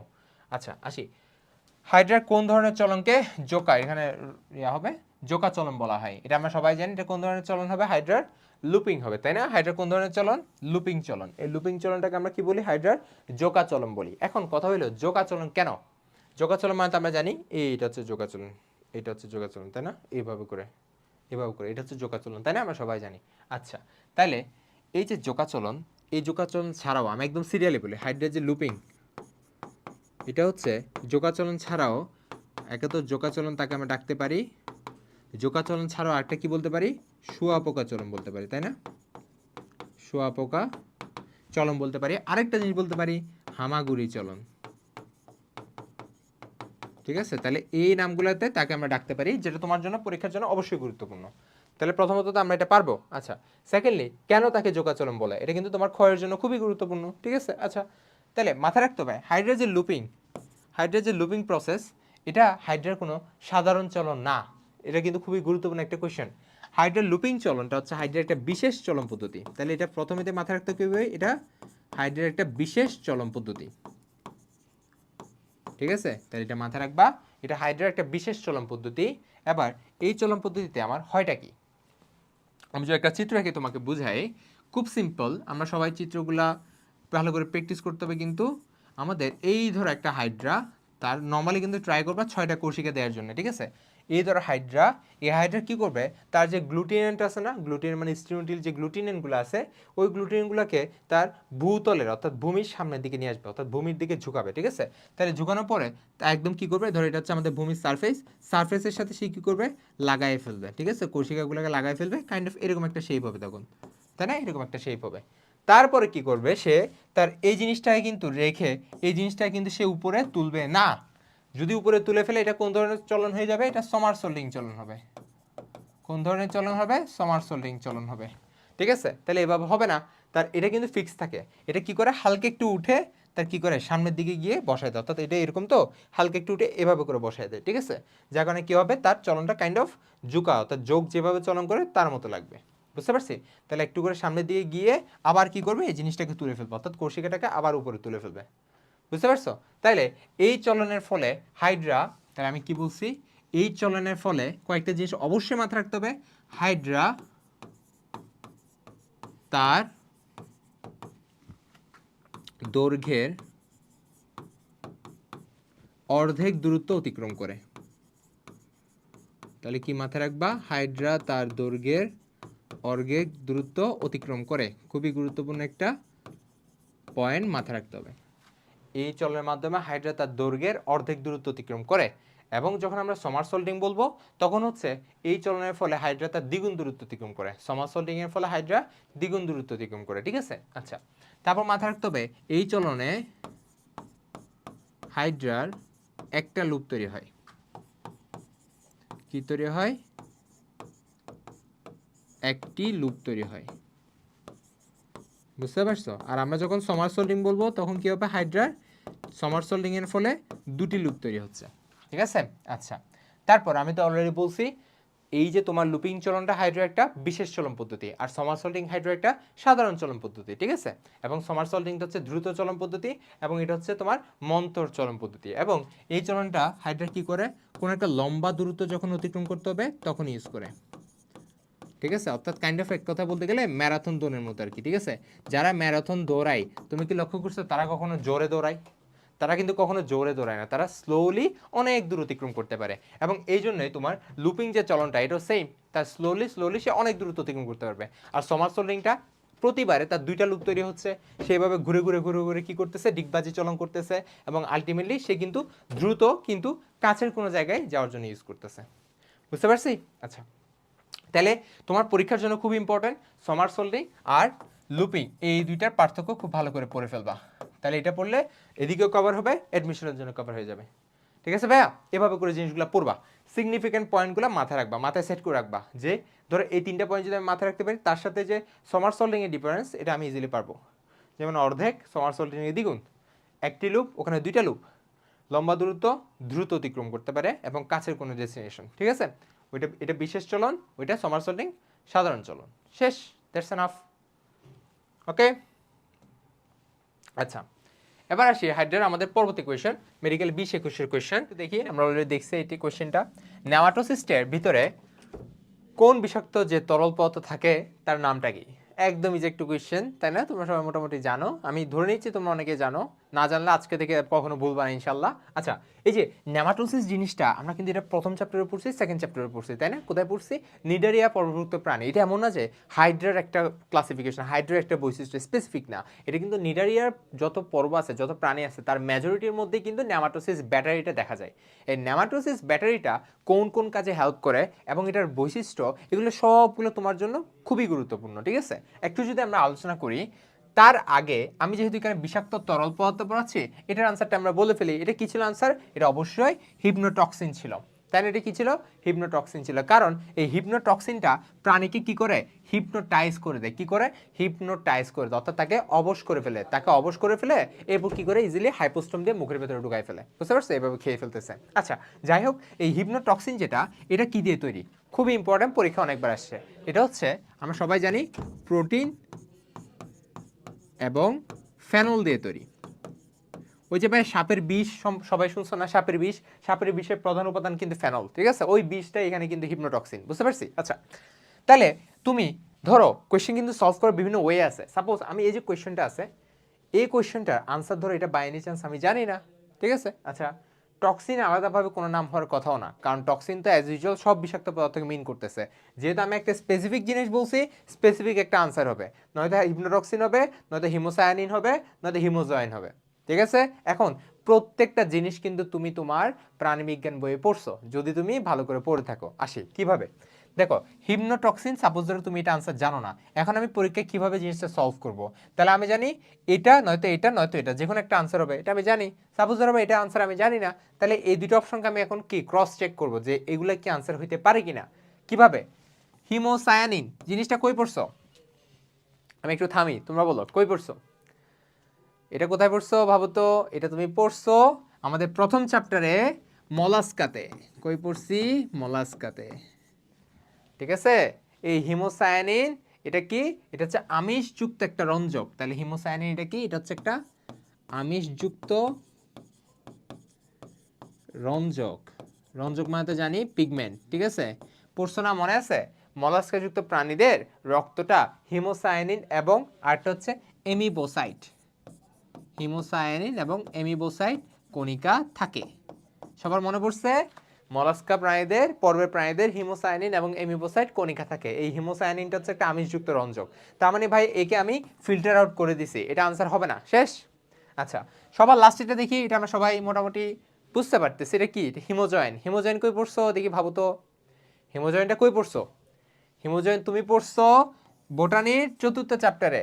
কোথায়? ম্যালেরিয়াতে। মনে পড়ছে? আমি একটু এলোমেলো লিখতেছি এই জিনিসটা জাস্ট তোমাদের ভালো করে বোঝানোর জন্য। ম্যালেরিয়াতে, ম্যালেরিয়া প্যারাসাইটের খুবই গুরুত্বপূর্ণ একটা জিনিস হচ্ছে হিমোজয়েন, হিমোজয়েন বর্জ্য পদার্থ। এই হিমোজয়েন বর্জ্য পদার্থটা ম্যালেরিয়ার স্টেজের মধ্যে যদি জমা হয়, ওইটার ভিত্তিতে এটা কিন্তু মারাত্মক রকমের কি, এটাকে বলা হয় ইমিউনোজেন। এটাকে ইংলিশে বলে ইমিউনোজেন, মানে এটা হচ্ছে মারাত্মক রকমের ইমিউনোজেনিক। ইমিউনোজেনিক মানে কি? অ্যান্টিজেনিক, মানে কি এটা একটা মারাত্মক অ্যান্টিজেন হিসেবে কাজ করে, খুবই মারাত্মক, যেটা আমাদের শরীরের মধ্যে জ্বর নিয়ে আসে। বুঝতে পারছো? এটা আমাদের শরীরের মধ্যে জ্বর নিয়ে আসে। এবং এই ইমিউনোজেন অর্থাৎ রক্তের মধ্যে হিমোজয়েনটাকেই ডিটেক্ট করে আমরা বুঝতে পারি ওই ব্যক্তির ম্যালেরিয়া হয়েছে কিনা। এই লাইনটাও কিন্তু আছে বইয়ের মধ্যে। আমরা রক্তের মধ্যে ইজিলি হিমোজয়েনটাকে ডিটেক্ট করে আমরা বলতে পারি এটার অর্থাৎ এই মানুষের ম্যালেরিয়া হয়েছে কিনা। এবং এই হিমোজয়েনের উপর ভিত্তি করে কিন্তু অ্যান্টি ম্যালেরিয়াল যে ড্রাগগুলা, ওষুধগুলা, এগুলো তৈরি করা হয়। বুঝতে পারছো? তাহলে এও আনসার হবে না? তাহলে এও বাদ, এতে এমনও বাদ, তাহলে আনসার কি হবে? 1 হবে। এভাবে করে তুমি কোয়েশ্চেন সলভ করতে পারো যদি তোমার নলেজ অনেক বেশি থাকে। এবং এই নলেজটা তোমার এখন থেকেই নিতে হবে, এখন থেকে কালেক্ট করতে হবে। তাহলে দেখছো ভাই এটা কিভাবে সলভ করবো? এভাবেই করে আমি আগাবো। এখন আমি যেহেতু তোমাকে এই যে নেমাটোসিসটা পাইলাম, এই নেমাটোসিস সম্পর্কে একটু তোমাকে বলে ফেলি, আদার সারাউন্ডিং আমার কি কি পরীক্ষা আসতে পারে। ঠিক আছে, আসি। সরি। তাহলে আমাদের নেমাটোসিস সম্পর্কে একটু বেশি জিনিস জানা লাগবে, একটু ওয়েট করো, আমি জাস্ট স্লাইডটা একটু চেঞ্জ করে ফেলি। ঠিক আছে, তাহলে এখন হচ্ছে আমরা নেমাটোসিস নিয়ে একটু পড়াশোনা করে আসো। আচ্ছা, তাহলে প্রথমে আসি, আমাদের একটু এটা ছোট করে করে দিই। ওকে, তাহলে ফার্স্টেই আসি আমরা নেমাটোসিস সম্পর্কে মোটামুটি আমরা পড়ছি। এই নেমাটোসিসটা হচ্ছে হাইড্রার সবচেয়ে ইম্পর্ট্যান্ট একটা পার্ট, তাই না? এই নেমাটোসিস যখন আমরা পড়তেছিলাম, অর্থাৎ যখন একদম স্পেসিফিক্যালি আমরা যখন নিউরোসাইট পড়তেছিলাম, ওই নিউরোসাইটটা আমার পরীক্ষা, সৃজনশীল, এমসিকিউ সবখানের জন্য অনেক গুরুত্বপূর্ণ। ঠিক আছে, নিউরোসাইটটা খুব ভালো করে পড়তে হবে। তাহলে নিউরোসাইট থেকে আমি কি কি পড়বো? আচ্ছা, এই নিউরোসাইটটা সবার আগে পড়বো আমার কি কি অবদান রাখতেছে। ঠিক আছে, এটা হচ্ছে আমাদের নিউরোসাইটের মধ্যে স্পেসিফিক্যালি যে নেমাটোসিস ব্যাটারি আছে, এই নেমাটোসিস ব্যাটারিটা প্রাণীকে কিসে কিসে হেল্প করে একদম ভালো করে মুখস্থ রাখবে। একটা হচ্ছে আত্মরক্ষা, সবচেয়ে গুরুত্বপূর্ণ আত্মরক্ষা। 2 নম্বর হচ্ছে শিকার ধরাতে, আর 3 নম্বর হচ্ছে চলনে। ঠিক আছে, এটা অনেকে বুঝে না যে চলনে কেমনে হেল্প করে। ঠিক আছে, তো তুমি এই 3টা জিনিস মাথায় রাখবা, আত্মরক্ষা, শিকার, চলন। এটা কিন্তু একটা প্রাণীর মূল বৈশিষ্ট্য। বুঝতে পারছো? তাহলে আত্মরক্ষা, শিকার, চলনে আমার নেমাটোসিস বা নিউরোসাইট এগুলো হেল্প করতেছে। বুঝতে পারছি? আচ্ছা, এখন এই নেমাটোসিস্টের কিছু স্পেসিফিক বৈশিষ্ট্য আছে। যেমন এই নেমাটোসিস যখন আমরা পড়বো, তখন আমরা বিভিন্ন ধরনের নেমাটোসিস যে আছে ওইটা আমাদের জানতে হবে। বুঝতে পারছি? কেমনে জানবো এটা? আচ্ছা, আমি এটা সিরিয়ালি বলি তোমাকে। নেমাটোসিস যখন স্পেসিফিক্যালি আমরা একটা পড়বো, ধরো আমি নেমাটোসিসের অনেকগুলো প্রকার আছে আমি জানি। কয় ধরনের প্রকার আছে? বিজ্ঞানী ভার্নার 1965 সালে ভার্নার বেসিক্যালি 23 ধরনের নেমাটোসিস ডিটেক্ট করতে পারছে। তার মধ্যে 4টা হচ্ছে প্রধান, তাই না? 4 ধরনের হচ্ছে প্রধান ছিল। এখন কোন ধরনের প্রধান ছিল, কি কি ছিল? সবার আগেরটা ছিল স্টিনোটিল, তাই না? কি ছিল? স্টিনোটিল ছিল। এবং এই স্টিনোটিলটা হচ্ছে আমাদের প্রধান নেমাটোসিস্ট। এখানে কি কি থাকে? এখানে নেমাটোসিস্টের মধ্যে স্পেসিফিক্যালি মাথায় রাখতে হবে, এখানে এরা কি ধারণ করে? এরা হচ্ছে হিপনোটক্সিন ধারণ করে। হিপনোটক্সিন ধারণ করে, এটা জানা লাগবে। তারপর তাদের হচ্ছে 3টা বার্ব থাকে, বড় বড় কাটা। বার্ব মানে বড় বড় কাটা। এবং অনেকগুলা, অর্থাৎ অনেক সারি কি থাকে? অনেকগুলা কি থাকে? বারবিউল থাকে। ঠিক আছে, এবং এটা শিকারকে কিভাবে মেরে ফেলে? এটা হচ্ছে আমাদের বিদ্ধ করে মেরে ফেলে। অর্থাৎ এটা যখন আমাদের হাইড্রোস্ট্যাটিক প্রেশারের কারণে যখনই আমার অপারকুলাম খুলে যাবে, তখনই আমার নেমাটোসিস্টের পুরো যে সিস্টেমটা সেটা হচ্ছে বের হয়ে যাবে, কাঁটাটা বের হবে। কাঁটাটা বের হয়ে কি করবে? শিকারকে বিদ্ধ করবে। বিদ্ধ করে শিকারের মধ্যে হিপনোটক্সিন প্রবেশ করাবে। প্রবেশ করার পর শিকার অবশ হয়ে যাবে। শিকার কি হয়ে যাবে? নিস্তেজ হয়ে যাবে। তারপর শিকারটাকে হাইপোস্টোম দিয়ে তার দেহের ভিতরে সিলিন্ডারে পৌঁছায় দিবে। এটা হচ্ছে পুরো মেটাবলিজম। কিসের মাধ্যমে? স্টিনোটিলের মাধ্যমে। কিভাবে স্টিনোটিলের মাধ্যমে কাজ করে, বুঝতে পারছি? এখন শুধু কি স্টিনোটিল আছে? না, আরও কয়েকটা আছে। কি কি আছে একটু জানতে হবে, আসো। সেকেন্ড যেটা জানতে হবে সেটা হচ্ছে ভলভেন। কি জানতে হবে? ভলভেন। 3 নাম্বার যেটা, সেটা কি জানতে হবে? স্ট্রেপটোলিন গ্লুটিনেন।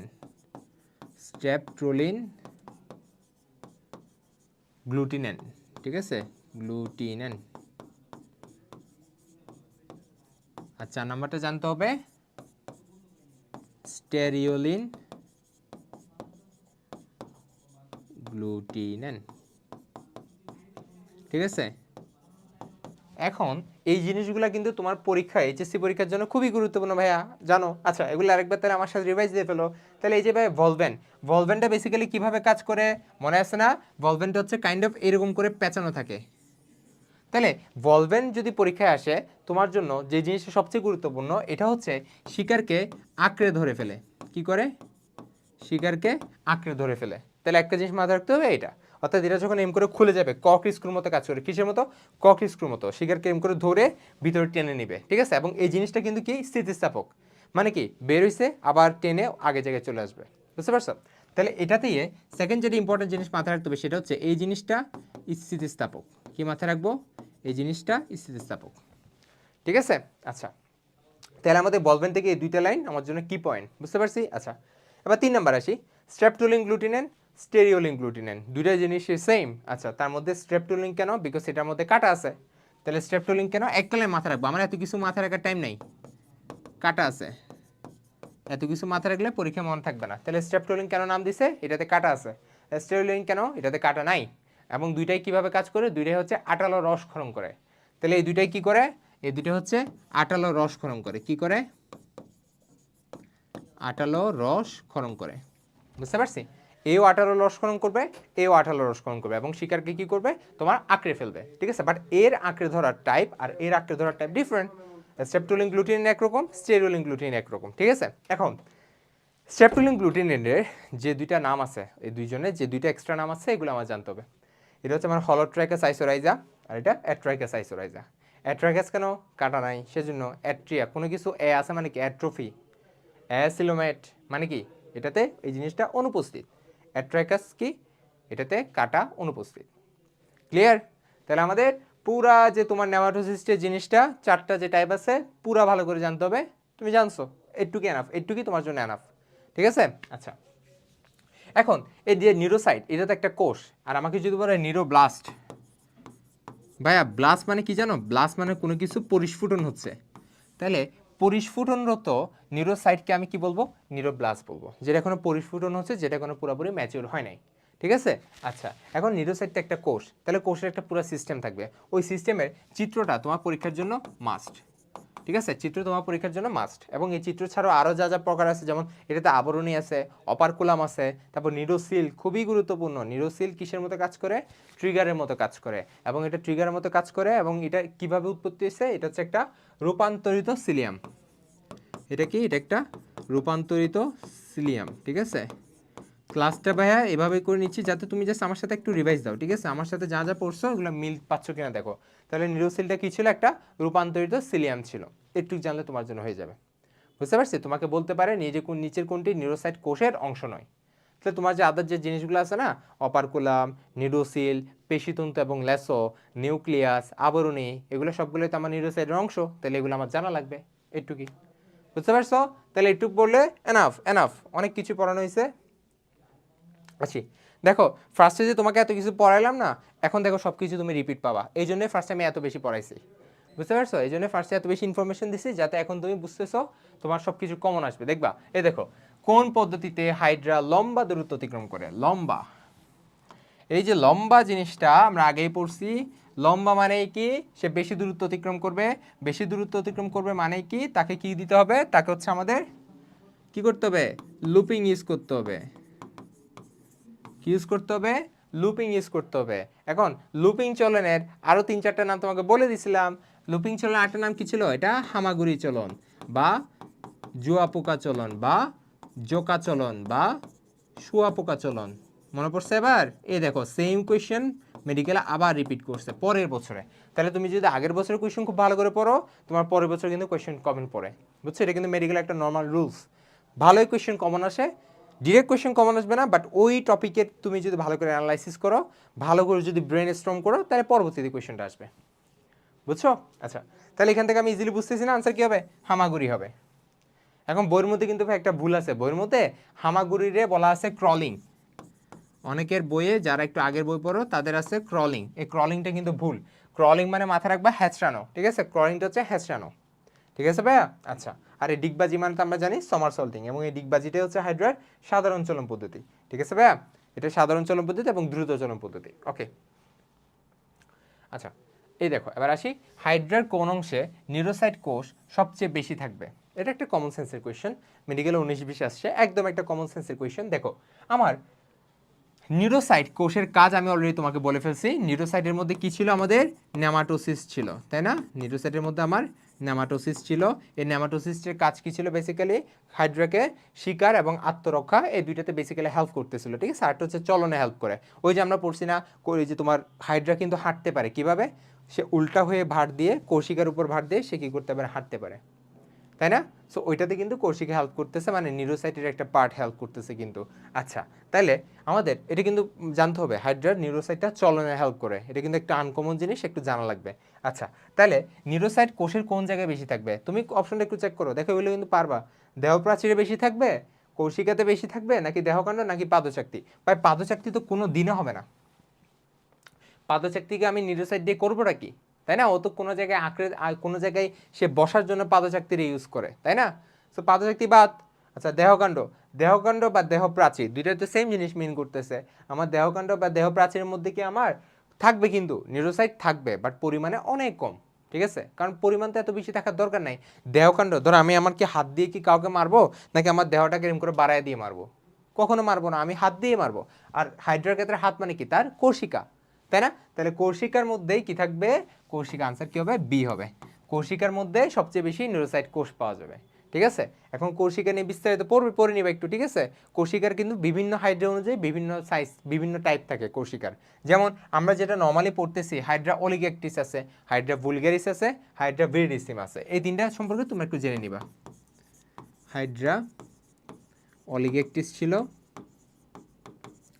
হাইড্রা ভুলগ্যারিস যেটা বাংলাদেশে সবচেয়ে কমন, এবং এটা হচ্ছে বর্ণহীন হাইড্রা, বুঝছো? এটা কোনো কালার নাই। আর অলিগেকটিসটা হচ্ছে বাদামি, বাদামি কিংবা বর্ণহীন দুইটাই হতে পারে, বাট নর্মালি বাদামি। ওকে, তারপর 3 নাম্বারটা হচ্ছে হাইড্রা ভিরিডিসিমা। ভিরিডিসিমাটা হচ্ছে সবুজ হাইড্রা, ঠিক আছে ভাইয়া? সবুজ হাইড্রা, সবুজ। এবং এই তিনটাতে কিন্তু আমাদের কৌশিকার সংখ্যাও কিন্তু ডিফারেন্ট, এটা মাথায় রাখবা, ঠিক আছে? ডিফারেন্ট কিন্তু আমাদের, যেমন হাইড্রা ভিরিডিসিমা, এটাতে কৌশিকার সংখ্যা 4 থেকে 8টা, বুঝছো? এগুলো বইয়ের মধ্যে একটু লিখে নাও, ঠিক আছে? আর আমরা নর্মালি যে বুলগেরিস পড়ি না, ওইটাতেই তোমার নর্মালি 6 থেকে 10টা থাকে, ঠিক আছে? এবং এই কৌশিকার মধ্যে সবচেয়ে বেশি কি থাকে? নেমাটোসিস ব্যাটারি বা নিউরোসাইট কোষ থাকে। বুঝছি? কোয়েশ্চেন একদম ইজি, জাস্ট একটু বুঝে শুনে পড়বা। আসি পরের কোয়েশ্চেনটা একটু দেখি। হাইড্রার বহিতকে সমগ্র অংশ জুড়ে অবস্থান করে কোন কোষটা? আমরা জানি হাইড্রাকে আবরণ দেয় কোন কোষ? হাইড্রার আবরণী দেয় কোন কোষ? অবশ্যই তার নামের সাথে মিল আছে। কে দেয়? পেশি আবরণী কোষ, তাই না? পেশি আবরণী কোষ হাইড্রাকে কি দেয়? আবরণ দিচ্ছে। এখন এটাকে কেন পেশি আবরণী কোষ নাম দেওয়া হয়েছে? কারণ সে আবরণী দিচ্ছে, অর্থাৎ সে সমগ্র অবস্থান জুড়ে, সমগ্র দেহ জুড়ে অবস্থান করতেছে, যার কারণে তার নাম কি? পেশি আবরণী কোষ। তাহলে ভাইয়া আবরণী পার্টটা তো বুঝে গেলাম। এখন তাহলে তার পেশিকের নাম দিছে, কারণ সে কি করতে পারে? এই পেশি আবরণী কোষটা নিজেকে সংকোচন প্রসারণ করে হাইড্রাকে সংকোচন প্রসারণে হেল্প করে। এখন সংকোচন প্রসারণে কিভাবে করে? এটা আমি একটু এখানে লিখে দিই। কিভাবে? মায়োনিম তন্তুর মাধ্যমে। হাইড্রার পেশি আবরণী কোষের মধ্যে কি থাকে? একটা বিশেষ তন্তু, নাম কি? মায়োনিম তন্তু। এটা মুখস্থ করতে হবে। মায়োনিম তন্তু থাকে বা মায়োনিম ফাইবার থাকে। এখন পেশি আবরণী কোষের হাইড্রার তাহলে পেশি হিসেবে কিভাবে কাজ করে পারবো? অবশ্যই আবরণীটা তো বলে ফেলছি। এখন এই দুইটা ছাড়া হাইড্রার পেশি আবরণী কোষের মধ্যে আরেকটা জিনিস থাকে, সেটা হচ্ছে আমাদের এদের কিউটিকল থাকে। এদের যে কিউটিকল দানা, এখান থেকে হচ্ছে মিউকাস নিঃসরিত হয়। মিউকাস কি? মিউকাস, ঠিক আছে? আচ্ছা, এবং এই যে পেশি আবরণী কোষের এই যে মিউকাস যেটা, অর্থাৎ সেটা ইনডিরেক্টলি তার শ্বসনে হেল্প করে। কিসে হেল্প করে? শ্বসনে। তাহলে কিসে সাহায্য করে? শ্বসনে সাহায্য করে। তাহলে আমি তোমাকে যে 3টা পয়েন্ট লিখে দিলাম না, এর বাইরে থেকে কিন্তু তোমার লাগবে না, বুঝছি? এই 3টা তোমার মাথায় রাখতে হবে, ইভেন আমার সৃজনশীলের জন্য। তাহলে পেশি আবরণী কোষের এই 3টা জিনিস মাথায় রাখবা। এখানে আনসার তো আমি পাই গেছি, আনসার ডি হবে, পেশি আবরণী কোষ হবে, বুঝছো? আচ্ছা, এখন এটা তো তোমাকে যেটা বললাম না, এটা তো হাইড্রার বহিতক বলছি, ঠিক আছে না? কিন্তু অন্ততক তো পুরো ডিফারেন্ট। অন্ততকেরটা কিন্তু আমি একদম প্রথমে শুরুতেই ক্লাসের শুরুতে কিন্তু বলে ফেলছি। অন্ততকের মধ্যে যে পেশি আবরণী কোষ, এই পেশি আবরণী কোষের আরেকটা নাম আছে অন্ততকের ক্ষেত্রে। এটাকে আমরা কি বলি অন্ততকের ক্ষেত্রে? পুষ্টিকোষ, কারণ সে পুষ্টি ম্যানেজ করার সাথে রিলেটেড। কেমনে ম্যানেজ করে? কারণ ম্যানেজ করাতে কিছু প্রসিডিউর আছে, তার মধ্যে কি কি আছে? 2টা জিনিস, একটা হচ্ছে সিলিয়া, একটা হচ্ছে আমাদের ক্ষণপথ। আচ্ছা, আগে ফ্লাজেলা লিখি। একটা হচ্ছে ফ্লাজেলা, ফ্লাজেলাযুক্ত কোষ থাকে, একটা আমাদের কি থাকে? ক্ষণপথযুক্ত কোষ থাকে। এই ক্ষণপথ আর ফ্লাজেলাযুক্ত কোষের মাধ্যমে সে কি করে বেসিক্যালি হাইড্রার পরিপাকে সাহায্য করতেছে। এই জন্যই হাইড্রার অন্ততকের যে পেশি আবরণী কোষ তার আরেকটা নাম হচ্ছে পুষ্টিকোষ। পারবা? এভাবে করে জিনিসগুলো একটু মাথায় রাখবা। এবং অন্ততকের যে পেশি আবরণী কোষ আছে না, এটা কিন্তু হাইড্রার স্ফিংটারের মতো কাজ করে। স্ফিংটার মানে কোনো কিছু খোলা বন্ধে হেল্প করে। এই কয়েকটা জিনিস মাথায় রাখলে মোর দেন এনাফ, এর চেয়ে বেশি কিছু মাথায় রাখতে হবে না পেশি আবরণী কোষ সম্পর্কে। ঠিক আছে? আচ্ছা, আর বাদ বাকি যেগুলো আছে না, এগুলো তো তোমরা অ্যাজ ইউজুয়াল সৃজনশীলের জন্য পড়ছো, জাস্ট ওটু তোমার জন্য এনাফ, আর কিছুই জানতে হবে। যেমন সংবেদী কোষ, এখানের মধ্যে সংবেদী রোম থাকতেছে এবং এটা আশেপাশের যে তথ্যগুলা, অর্থাৎ আমি যদি সংবেদী কোষকে ফোকাস করি, এই সংবেদী কোষটা যে পরিবেশ থেকে তথ্যটা নেয়, এই তথ্যটা কার মধ্যে পাস করে? তার মধ্যে পাস করে, স্নায়ু কোষের মধ্যে পাস করে, তাই না? পরিবেশ থেকে উদ্দীপনা গ্রহণ করে স্নায়ু কোষের মধ্যে পরিবহন করে। এটা হচ্ছে আমাদের বহিঃত্বকের যে সংবেদী কোষ, এটা করে। আর অন্তত্বকের যে সংবেদী কোষ, এটা কি করে? এই অন্তত্বকের সংবেদী কোষটা খাবারের গুণাগুণ যাচাই করে। কি করে? খাদ্যের গুণাগুণ যাচাই করে। ওকে, খাদ্যের গুণাগুণ যাচাই করে। শেষ, আর জানতে হবে না আমার। আচ্ছা, হাইড্রার এন্ডোডার্মিস, এখন হচ্ছে আমি এন্ডোডার্মিস, কিংবা এটা একটা নাম হচ্ছে গ্যাস্ট্রোডার্মিস। এন্ডোডার্মিসটা কিন্তু এত বেশি বলা হয় না, গ্যাস্ট্রোডার্মিস বেশি বলা হয়। কারণ গ্যাস্ট্রো কেন বলে জানো? কারণ এন্ডোডার্মিসটা বেসিক্যালি গ্যাস্ট্রো হিসেবে কাজ করে। গ্যাস্ট্রো মানে পরিপাকের অংশ হিসেবে কাজ করে, তাই না? কারণ আমরা তো জানি তোমার গ্যাস্ট্রোডার্মিসে কি হাইড্রার পরিপাকের সাথে রিলেটেড, এই জন্য এন্ডোডার্মিসকে গ্যাস্ট্রোডার্মিসে বলে। হাইড্রা এন্ডোডার্মিসের যে কোনো কোষ তৈরি করতে পারে কোনটা? এটা তো একটা বেসিক কোয়েশ্চেন দিছে। এটা কি মানে? হাইড্রার এন্ডোডার্মিস বলো কিংবা এপিডার্মিস বলো, সব কোষকে তৈরি করবে ইন্টারস্টিশিয়াল কোষ তৈরি করবে। কারণ এই ইন্টারস্টিশিয়াল কোষটি আমি আগেও পড়ে আসছি, ইন্টারস্টিশিয়াল কোষের কাজেই কিন্তু এটা প্রতি 45 দিন পর পর সে হাইড্রার সমগ্র কোষকে প্রতিস্থাপন করে ফেলে, ঠিক আছে? এবং জিনিসটাকে নতুন বানায় ফেলে, যাতে যত বেশি নতুন তত বেশি পরিপাক সিস্টেম বা ইমিউন সিস্টেম তত বেশি ভালো থাকে। আচ্ছা, এই জিনিসটা কিন্তু মানুষের হয়, তুমি কি জানো? এই যে প্রতিস্থাপন করা ইস্যুটা কোথায় হয় জানো? আমাদের অন্ত্রের এপিথেলিয়াম লাইনিংয়ে। অন্ত্রের এপিথেলিয়াম যে কোষগুলো আছে না, ক্ষুদ্রান্ত আর বৃহদন্ত্রের বাইরে যে কোষগুলো আছে, যেখানে আমাদের সবচেয়ে বেশি পরিপাক হচ্ছে, সবচেয়ে বেশি আমাদের মানে কি বলবো মারামারি মেটাবলিজম সব কিছু ওখানে হচ্ছে না। সো হয়টা কি, তার সুপারফিশিয়াল যে এপিথেলিয়াম যে কোষের লেয়ারটা আছে, কোষের যে লেয়ারটা আছে, এই কোষের লেয়ারের মধ্যে তোমার অনেক টক্সিন জমে বা বিষাক্ত পদার্থ জমে। তো এগুলো একটা নির্দিষ্ট সময় পর যদি প্রতিস্থাপিত না হয়, তাহলে কিন্তু ক্যান্সারের প্রবাবিলিটি থাকে। সো আল্লাহ তাআলা কিন্তু অথবা আমাদের সৃষ্টিকর্তা এভাবেই জিনিসটা ম্যানেজ করে দিচ্ছে, এভাবে ব্যবস্থা করছে। ঠিক আছে, যে বুঝতে হবে এগুলা। তাহলে এটাতে আনসার পারবো, ইন্টারস্টিশিয়াল কোষ হবে। আচ্ছা, এখন ভাই এই যে গ্রন্থিকোষ আছে না, এই গ্রন্থিকোষ সম্পর্কে তুমি একটু জানবা, ঠিক আছে? কারণ গ্রন্থিকোষ তোমার জন্য গুরুত্বপূর্ণ, বিশেষ করে অন্ততকীয়, মানে আমি যেহেতু এন্ডোডার্মিস পড়তেছি, এন্ডোডার্মিসেরটা বলি। অন্ততকের যে গ্রন্থিকোষ আছে এটা জানতে হবে, এটা আমার পড়তে হবে। অন্ততকের যে গ্রন্থিকোষ যে জিনিসটা, এটা সবচেয়ে বেশি কই থাকতে পারে? এটা থাকতে পারে আমার কোথায়? হাইপোস্টোমে। কোথায়? হাইপোস্টোমে। কারণ হাইপোস্টোমের মধ্যে খাবারকে কি করা লাগে? ভিতরে ঢুকানো লাগে, অর্থাৎ শিকারকে ভিতরে, মুখের ভিতরে ঢুকাই কে? হাইপোস্টোম, তাই না? এটা একটা মোচাকৃতির অংশ, এটা একটা মোচাকৃতির হাইড্রার মুখের জায়গায় একটা অংশ, মোচাকৃতির একটা অংশ। এই হাইপোস্টোমের মধ্যে গ্রন্থিকোষ সবচেয়ে বেশি থাকে। কেন? কারণ গ্রন্থিকোষ থেকে কি কি রিলিজ হয়? মিউকাস রিলিজ হয় আর এনজাইম রিলিজ হয়।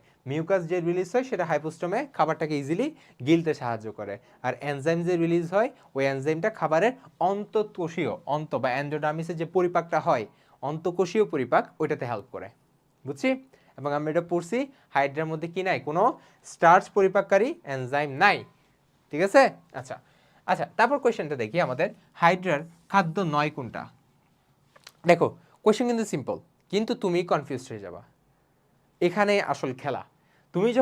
আমরা যখন এইচএসসির জন্য পড়ি না, তখন আমি মাথায় রাখবো, হ্যাঁ ভাই, হাইড্রার খাদ্য হিসেবে আমি 2-3টা মুখস্থ রাখবো, আমার জন্য দ্যাটস ইট, আর বেশি কিছু জানতে হবে না। কারণ আমি ধরো মাথায় রাখলাম হাইড্রার খাবার দাবারের মধ্যে কি আছে?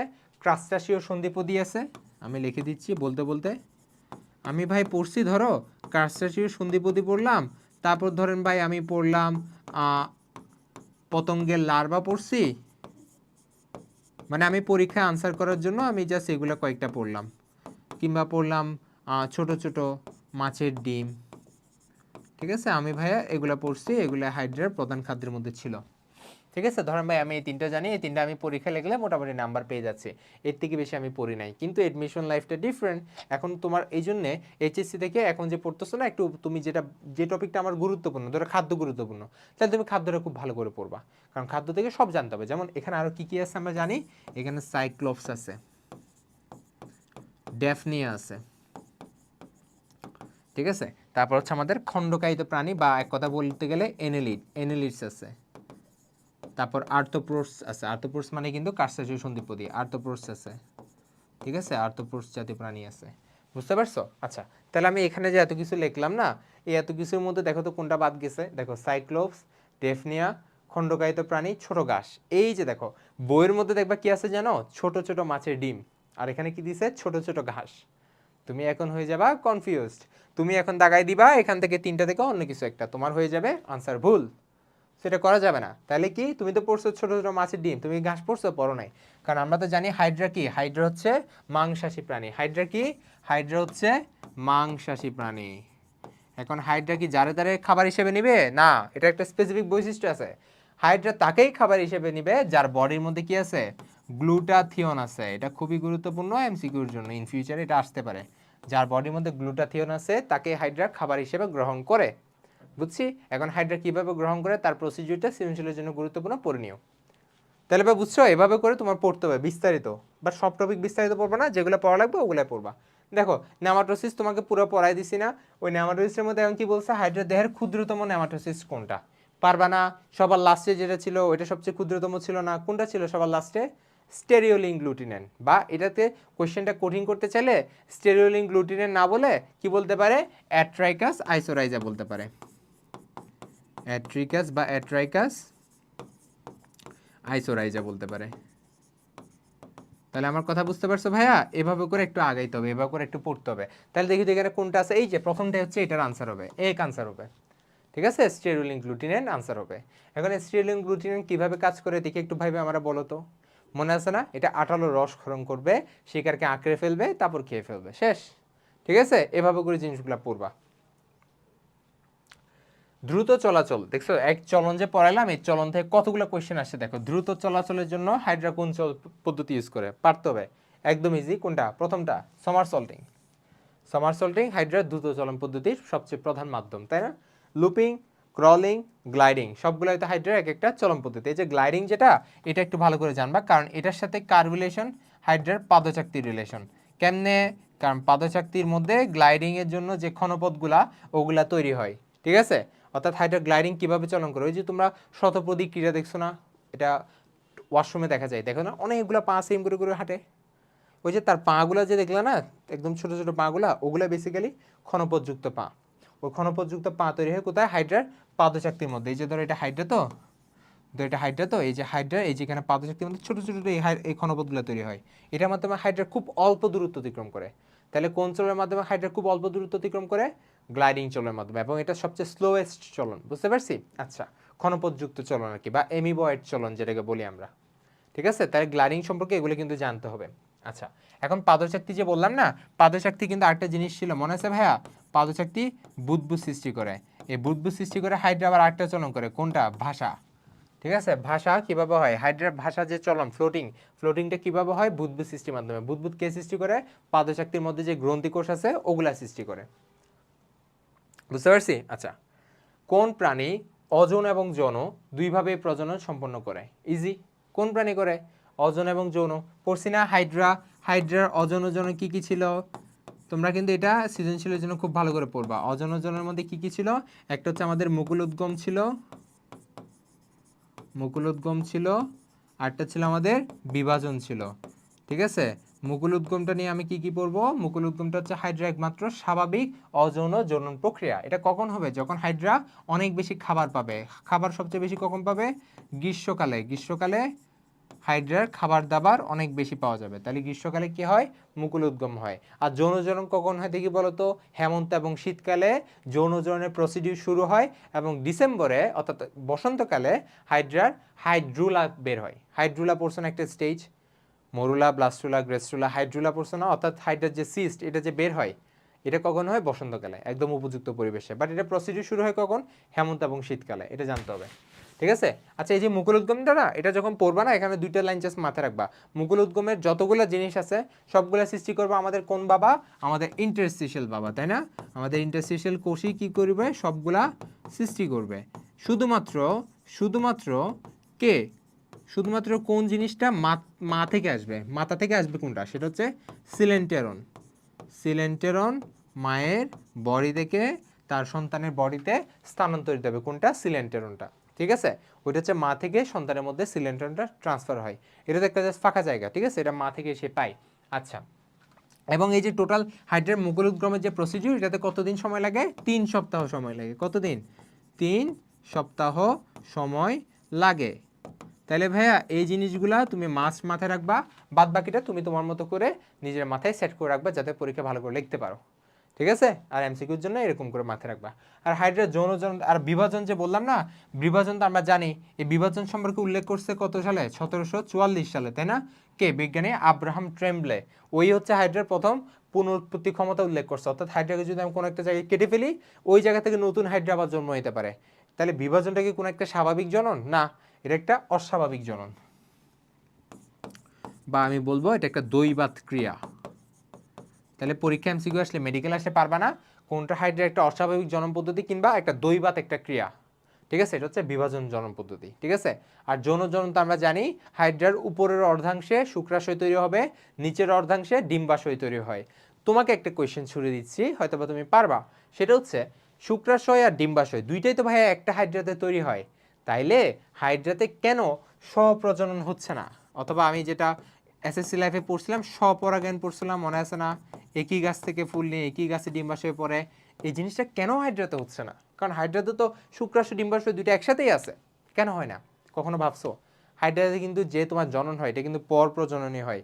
একজনের শুক্রাশয় ছেড়ে দিয়ে আরেক জায়গা থেকে ডিম্বাশয়কেও ওটা নিষিক্ত করে, তারপর নতুন হাইড্রা তৈরি হয়। তাহলে কেন স্বপরাগায়ন হচ্ছে না? এটা হচ্ছে না কারণ দুইজনের যে ম্যাচুরেশন, এটাকে আমরা বলবো ম্যাচুরেশন, অর্থাৎ দুইটা যে পরিপূর্ণতা যে প্রাপ্তি হয়, অর্থাৎ শুক্রাশয় আর ডিম্বাশয় যে পরিপূর্ণতা প্রাপ্তির যে সময়, এটা ডিফারেন্ট। ঠিক আছে, একজন আগে হয় একজন পরে হয়, যার কারণে দুইজন একসাথে স্বপরাগায়ন করতে পারে না। এই জিনিসগুলো আমরা কখনো ভাবি না, বুঝছো? বাট ভাবতে হবে। আচ্ছা, হাইড্রার মুকুল কি কাজে ব্যবহার করা হয়? হাইড্রার মুকুল কি কাজে ইউজ করে, মানে কি জিনিসটা? এটা হচ্ছে একটা অযৌন প্রজনন। এর আগে স্লাইডে যেটা বলছি, এটা কিন্তু আগের বছরের মেডিকেল একটা কোয়েশ্চেন। ঠিক আছে, তার মানে তুমি বুঝতেছো টপিক কিন্তু সেম, একদম টপিক, মানে কিছু সার্টেন টপিক, এগুলো থেকে একটু ডিপে কোয়েশ্চেনগুলো দিচ্ছে। তাহলে আমাকে বেসিক্যালি কি সিলেক্ট করতে হবে?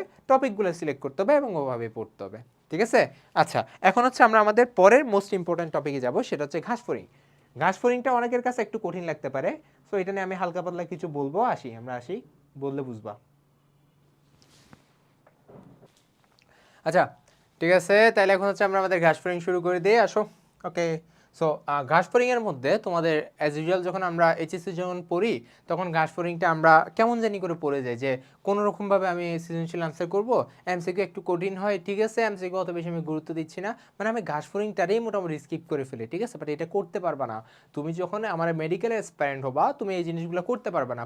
বইয়ের প্রত্যেকটা চ্যাপ্টারের প্রত্যেকটা টপিক তোমার জন্য সমানভাবে গুরুত্বপূর্ণ, এটা মাথায় রাখবা। ঠিক আছে, সাপোজ ধরো এই যে তুমি কয়েকটা এখন কোয়েশ্চেন সলভ করাবো না, এটা দিয়ে তুমি বুঝতে পারবা যে অ্যাকচুয়ালি তোমার পড়াশোনায় কিছু একটা ঘাটতি ছিল ঘাসফড়িং নিয়ে। ধরো আমি যদি বলি পুরুষ ঘাসফড়িংয়ের ক্ষেত্রে কোনটি সঠিক, দেখছো এরকম কোয়েশ্চেনগুলো খুবই কমন, মানে এই যে সঠিক সঠিক নয় কোয়েশ্চেনগুলো খুবই কমন, এবং এই কোয়েশ্চেনগুলো একটু প্যারা, এই কোয়েশ্চেনগুলো একটু ডিফারেন্ট আনসার করার জন্য, কারণ মোটামুটি তোমার অপশন দেখে তুমি কাইন্ড অফ কনফিউজ হয়ে যাবা দুইটার মধ্যে, যে এই সঠিক নাকি এই সঠিক। চারটার মধ্যে দুইটা পারবা আর দুইটাতে কনফিউজ হয়ে যাবা, এভাবেই কিন্তু কোয়েশ্চেনগুলো দেওয়া হয়। আচ্ছা, একটু দেখি তো আমাদের এখানে কি বলছে এতে, এখানে বলছে নবম খণ্ডাংশ জনন ছিদ্র থাকে, অর্থাৎ নবম খণ্ডে জনন ছিদ্র থাকে। আচ্ছা, আকার নারীর চেয়ে বড়। আচ্ছা, সপ্তম এবং অষ্টম খণ্ডাংশ মিলে জনন ছিদ্র গঠন করে এবং প্রশস্ত উদর থাকে। তুমি বলো তো এখানে বলছে কোনটি সঠিক, তাহলে আগে তোমার মাথায় সেট করতে হবে তিনটা রং একটা রাইট। এটা কিন্তু অনেকে ভুল হয়ে যায়, বুঝছো? এই যে মেডিকেলে যারা এক্সাম দেয় না, ওদের অনেকেরই এটা কনফিউজ হয়ে যায়, তারা কোয়েশ্চেনই ভালো করে পড়ে না। ঠিক আছে, তাহলে কোনটা রং, তার মানে এখানে তিনটা রং, কোনটা কোনটা রং? সাপোজ ধরো ভাই আমি নিচ থেকে আসি, এই যে দেখো প্রশস্ত উদর থাকে, এটা তো খুবই সিম্পল, যে আমরা জানি আমাদের স্ত্রী ঘাসফড়িংয়ের প্রশস্ত উদর থাকবে, পুরুষের কি থাকবে? স্ত্রী ঘাসফড়িংয়ের উদর কি থাকে? উদর প্রশস্ত থাকে, আর পুরুষেরটা সংক্ষিপ্ত বা সংকুচিত থাকে, বুঝছো? এটা মাথায় রাখবা। পুরুষেরটা হচ্ছে লম্বা থাকে, বডি লম্বা থাকে, আর স্ত্রীরটা হচ্ছে প্রশস্ত বেশি থাকে, এটা মাথায় রাখবা। ঠিক আছে, আচ্ছা, তারপর তাহলে এটা তো আমার রং শেষ। আচ্ছা, তারপর বলছে সপ্তম এবং অষ্টম খণ্ডাংশ মিলে জ্বলন ছিদ্র ফর্ম করে। ঠিক আছে, আচ্ছা, এখন এই লাইনটাও রং, কেন রং? কারণ আমি বলে দেই, কারণ এটা হচ্ছে বেসিক্যালি দুইটা দিছে যেহেতু, তাহলে তুমি মহিলারটা মাথায় রাখবা, স্ত্রীটা মাথায় রাখবা, সেটা হচ্ছে নবম এবং দশম। আচ্ছা, অষ্টম এবং নবম এটা মাথায় রাখো, অষ্টম ও নবম খণ্ডাংশ মিলে স্ত্রী ঘাসফড়িংয়ের জনন ছিদ্র তৈরি হয়। কার? স্ত্রী ঘাসফড়িংয়ের। ঠিক আছে, স্ত্রী ঘাসফড়িংয়ের জনন ছিদ্র তৈরি হবে। বুঝতে পারছি? জনন ছিদ্র তৈরি হবে। ঠিক আছে, বুঝতে পারছি? অষ্টম এবং নবম খণ্ডাংশ মিলে তৈরি হবে। তাহলে এটাও কি? এটা ফলস। আচ্ছা, আকার নারীর চেয়ে বড়। আমরা সবাই জানি স্ত্রীর ক্ষেত্রে যত রকম আর্থ্রোপোডস আছে, যত রকম ইনসেক্টস আছে, তাদের মধ্যে সবারই স্ত্রীর আকার বড় থাকে। স্ত্রীর আকার পুরুষের থেকে বড় থাকবে। ঠিক আছে? আচ্ছা, তার মানে এটাও ফলস। তাহলে বাকি আছে কোনটা? প্রথমটা, এবং অবশ্যই প্রথমটা কারেক্ট। আর আমরা জানি পুরুষ ঘাসফড়িংয়ে নবম খণ্ডাংশের মধ্যে কি থাকে? জনন ছিদ্র থাকে। এখন এই রিলেটেড একটু পড়াশোনা তোমার করতে হবে। এটা কিন্তু তোমরা পড়ছো হালকা পাতলা, খয়ের জন্য পড়া লাগে, যে পুরুষ এবং স্ত্রী ঘাসফড়িংয়ের মধ্যে পার্থক্যটা কি। এটা যদি তুমি ভালো করে পড়তা না, তাহলে তুমি মেডিকেল কোয়েশ্চেনটা ইজিলি পারতা। বুঝছো? সাপোজ আমি তোমার একটু বলে দিই কি কি তোমার পড়া লাগবে। সাপোজ কয়েকটা তো বলে দিছি, যে পুরুষ ঘাসফড়িং আকার ছোট থাকে, মহিলা বড় থাকে, মহিলার প্রশস্ত উদর থাকবে, পুরুষের প্রশস্ত উদর থাকবে না। বাট কিছু খণ্ডাংশ দিয়ে কিছু পড়া আছে, ওগুলো একটু ভালো করে পড়বা। বুঝতে পারছি? সাপোজ আমি যেটা বললাম, এই যে পুরুষের ক্ষেত্রে পুরুষ, ধর আমি এখানে পুরুষ লিখলাম, আর এখানে আমি স্ত্রী লিখলাম, স্ত্রী ঘাসফড়িং, পুরুষ ঘাসফড়িং। আচ্ছা, মাথায় রাখবা, আমি যদি জনন ছিদ্র বলি, আমি যদি জনন ছিদ্র টপিকে আসি, এই জনন ছিদ্র হচ্ছে পুরুষের হচ্ছে শুধুমাত্র নবম, আর মহিলার হচ্ছে অষ্টম এবং নবম। অষ্টম এবং নবম, এই দুইটা। ঠিক আছে? আচ্ছা, তারপর আমাদের এই যে তোমার দশম খণ্ড, ঠিক আছে, দশম খণ্ডটা একটু পড়তে হবে। দশম খণ্ডতে পুরুষের ক্ষেত্রে আমাদের মাথায় রাখতে হবে, দশম ক্ষেত্রে পুরুষের ক্ষেত্রে আমাদের সাবজেনিটাল প্লেট। তোমাদের পুরুষের ক্ষেত্রে কয়েকটা কথা আছে কিন্তু, একটা হচ্ছে আমাদের সাবজেনিটাল প্লেট আছে, অ্যানাল সার্কি আছে, এগুলো একটু মাথায় রাখতে হবে। বুঝছো?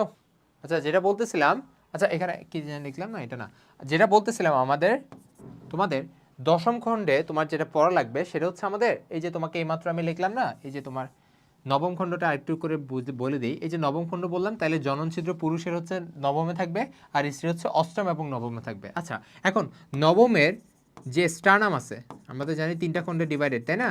নবমের বক্ষের যে স্টার্নাম আছে, এই স্টার্নামটা প্রলম্বিত হয়ে কি ফর্ম করে দেখি বলো তো? সাবজেনিটাল প্লেট ফর্ম করে। কি ফর্ম করে? সাবজেনিটাল প্লেট ফর্ম করে। এই সাবজেনিটাল প্লেটটা কি করে? এটা হচ্ছে জনন ছিদ্রটাকে ঢেকে রাখে। এটা হচ্ছে কাজ কি? ঢেকে রাখে। তাহলে এখান থেকে এটা পড়বা। আচ্ছা, আর মহিলাদের ক্ষেত্রে কি হয়? সেম, মহিলার ক্ষেত্রে নবম যেটা, সেটার স্টার্নামটা প্রলম্বিত হয়ে, অর্থাৎ বেড়ে কি ফর্ম করবে? প্রলম্বিত হয়ে কি ফর্ম করবে দেখি বলো তো? কি ফর্ম করবে? ওভিপজিটর ফর্ম করবে। খুবই ইম্পর্টেন্ট, খুবই ইম্পর্টেন্ট। ঠিক আছে, কি ফর্ম করবে? ওভিপজিটর করবে। এই ওভিপজিটর কেন লাগে? এই ওভিপজিটরটা হচ্ছে ঘাসফড়িং যখন ডিম পারবে তখন তাকে হচ্ছে গর্ত খুঁড়তে হবে না? ওই গর্ত খোঁড়ার জন্য আমার কি লাগবে? ওভিপজিটর লাগবে। ঠিক আছে, ওই যে গর্ত খোঁড়া লাগে না ডিম পাড়ার সময়, তখন হচ্ছে তাকে গর্ত খোঁড়ার জন্য ওভিপজিটর সে ইউজ করে। তাহলে আমি একটা দুইটা জানলাম। আরেকটা জানতে হবে আমাকে দশম খণ্ডক নিয়ে। ঠিক আছে, দশম খণ্ডকে পুরুষের ক্ষেত্রে কিন্তু কাজ আছে। পুরুষের ক্ষেত্রে দশম খণ্ড কি ফর্ম করে দেখি বলো তো? অ্যানাল সার্কি ফর্ম করে। কি ফর্ম করে? অ্যানাল সার্কি ফর্ম করে। খুবই ইম্পর্টেন্ট। এই অ্যানাল সার্কি জিনিসটা কি? সেটা হচ্ছে পুরুষ ঘাসফড়িংয়ের সঙ্গম অঙ্গ। ঠিক আছে, সঙ্গম অঙ্গ। সঙ্গম অঙ্গ মানে কি আশা করি বলতে হবে না। আচ্ছা, তাহলে পুরুষেরটা দশম খণ্ড কি ফর্ম করে? অ্যানাল সার্কি ফর্ম করে। আর মহিলাদের কি কোনো সঙ্গম অঙ্গ আছে? দরকার নাই। তাহলে মহিলার ক্ষেত্রে কি নাই? কোনো সঙ্গম অঙ্গ নেই। ঠিক আছে, তাহলে এই তিনটে জিনিস আমি মাথায় রাখবো। আমি নবমেরটা মাথায় রাখবো, নবমটা স্ট্রানাম প্রলম্বিত হয়ে কি হয়েছে এটা মাথায় রাখবো, সাবজেনিটাল প্লেট, আর এখানে ওভিপজিটর মাথায় রাখবো, আর দশম এটা মাথায় রাখবো যে অ্যানাল সার্কি, আর ওদের ক্ষেত্রে এটা দরকার নাই। শেষ। আর বাদ এগুলো পারবা। ঠিক আছে, এইগুলো খুবই গুরুত্বপূর্ণ। বুঝতে পারছি? আশা করি কখনো ভুলবা না। এই তিনটা জীবনে ভুলা যাবে না। আর বাদ এগুলো তুমি পারবা, পড়তে হবে। ঠিক আছে, না পড়লে পারবা না, পড়তে হবে। আচ্ছা, ঘাসফড়িংয়ের রক্তকণিকার নাম কি? আমরা সবাই জানি ঘাসফড়িংয়ের রক্ত। আমি যে সবাই জানি বলি না, এটা নিয়ে অনেকে আবার অনেক কিছু মনে করে যে ভাই বলে যে সবাই জানে, কিন্তু আমি তো জানি না। ভাই তোমার মতো কেউই জানে না, তাও আমি সবাই জানি বলি কেন? কারণ তোমাকে এটা পড়তে আমি উদ্বুদ্ধ করি। এটা তোমার ডিপ্রেশনের জন্য বলি না। ঠিক আছে, তোমার ইনফিউরিটি কমপ্লেক্সে ভোগার জন্য আমি বলি না। আমি তোমাকে এটা বলি যাতে তোমার নিজের মধ্যে থেকে একটা ড্রাইভ সৃষ্টি হয়, একটা ড্রাইভ সৃষ্টি হয় যে তুমি পড়বা, বেশি পড়তে হবে, ঠিক আছে? কারণ যারা চান্স পেতে চায় তাদের পড়তে হয়, অনেক পড়তে হবে। অ্যাজ ইউজুয়াল পড়া দিয়ে তুমি চান্স পাবা না, কারণ এই যে 1.5 লাখ পরীক্ষা দিচ্ছে, চান্স পাচ্ছে মাত্র 5,000-এর মতো পোলাপান, কত পার্সেন্ট বাদ যাচ্ছে তুমি বুঝতেছো? অলমোস্ট তোমার 93-94% বাদেই যাচ্ছে, ঠিক আছে? তো এই যে তোমার অনেকের মধ্যে একজন হইতে হলে তোমাকে বাকি দিচ্ছে কষ্ট অনেক বেশি করতে হবে। তুমি পরিশ্রম করো, কুত্তার মতো পড়ো একদম সারাদিন, ঠিক আছে? তারপরে তুমি না পারলে নিজেকে তুমি সান্ত্বনা দিতে পারবা যে হ্যাঁ আমি ট্রাই করছি অনেক, তাও আমি পারি নাই, হয়তো বা আল্লাহ আমাকে এটা দেয় নাই, ইচ্ছে বেটার কিছু আমি ডিজার্ভ করি, দ্যাটস ইট, ঠিক আছে? বাট কষ্টটা করতে হবে, নয়তো তুমি আজীবন এটা নিয়ে কষ্টে ভুগবা, ঠিক আছে? আচ্ছা, ঘাসফড়িং এর রক্তকণিকার নাম কি? একটা হচ্ছে লিউকোসাইট, এরিথ্রোসাইট, থ্রোম্বোসাইট নাকি হিমোসাইট? খুবই ইজি, কারণ লিউকোসাইট, এরিথ্রোসাইট, থ্রোম্বোসাইট এগুলো তো উন্নত প্রাণীদের থাকে। লিউকোসাইট বা শ্বেতকণিকা, এরিথ্রোসাইট বা লোহিত রক্তকণিকা, থ্রোম্বোসাইট বা প্লেটলেট এগুলো তো আমাদের কার থাকে না, এটা আর্থ্রোপোডসের থাকবে না। আর্থ্রোপোডসের কোনটা থাকে? হিমোসাইট। কারণ হিমোসাইট কেন বলতেছি, কারণ এটা কি, এই রক্তটা কই থাকে? এই রক্তটা হিমোসিলের মধ্যে থাকে। ঘাসফড়িং এর যে হিমোসিল, তার নাম কি হিমোসিল? না, এই ঘাসফড়িং এর হিমোসিল, আমি একটু লিখে দিই, ঘাসফড়িং এর হিমোসিল এই জিনিসটা ব্লাস্টোসিলের সাথে একসাথে মিলছে, বুঝছো? দুই ফাঁকা গহ্বর মিলে একটা নতুন জিনিস ফর্ম করছে, নাম কি জানো? মিক্সোসিল, ঠিক আছে? মিক্সোসিল। এই মিক্সোসিলের মধ্যে হিমোসাইটটা থাকে। হিমোসাইট কেন নাম দিছি? কারণ এটা কি, হিমোসিলের মধ্যে আছে। সেকেন্ড যে জিনিসটা পড়তে হবে, ঘাসফড়িংয়ের যে হিমোসাইট, এই হিমোসাইটের মধ্যে কি কি আছে আমরা জানি। একটা হচ্ছে প্রো হিমোসাইট,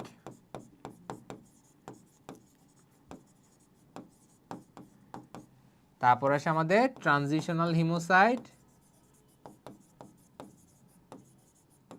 তারপর আছে আমাদের বড় হিমোসাইট,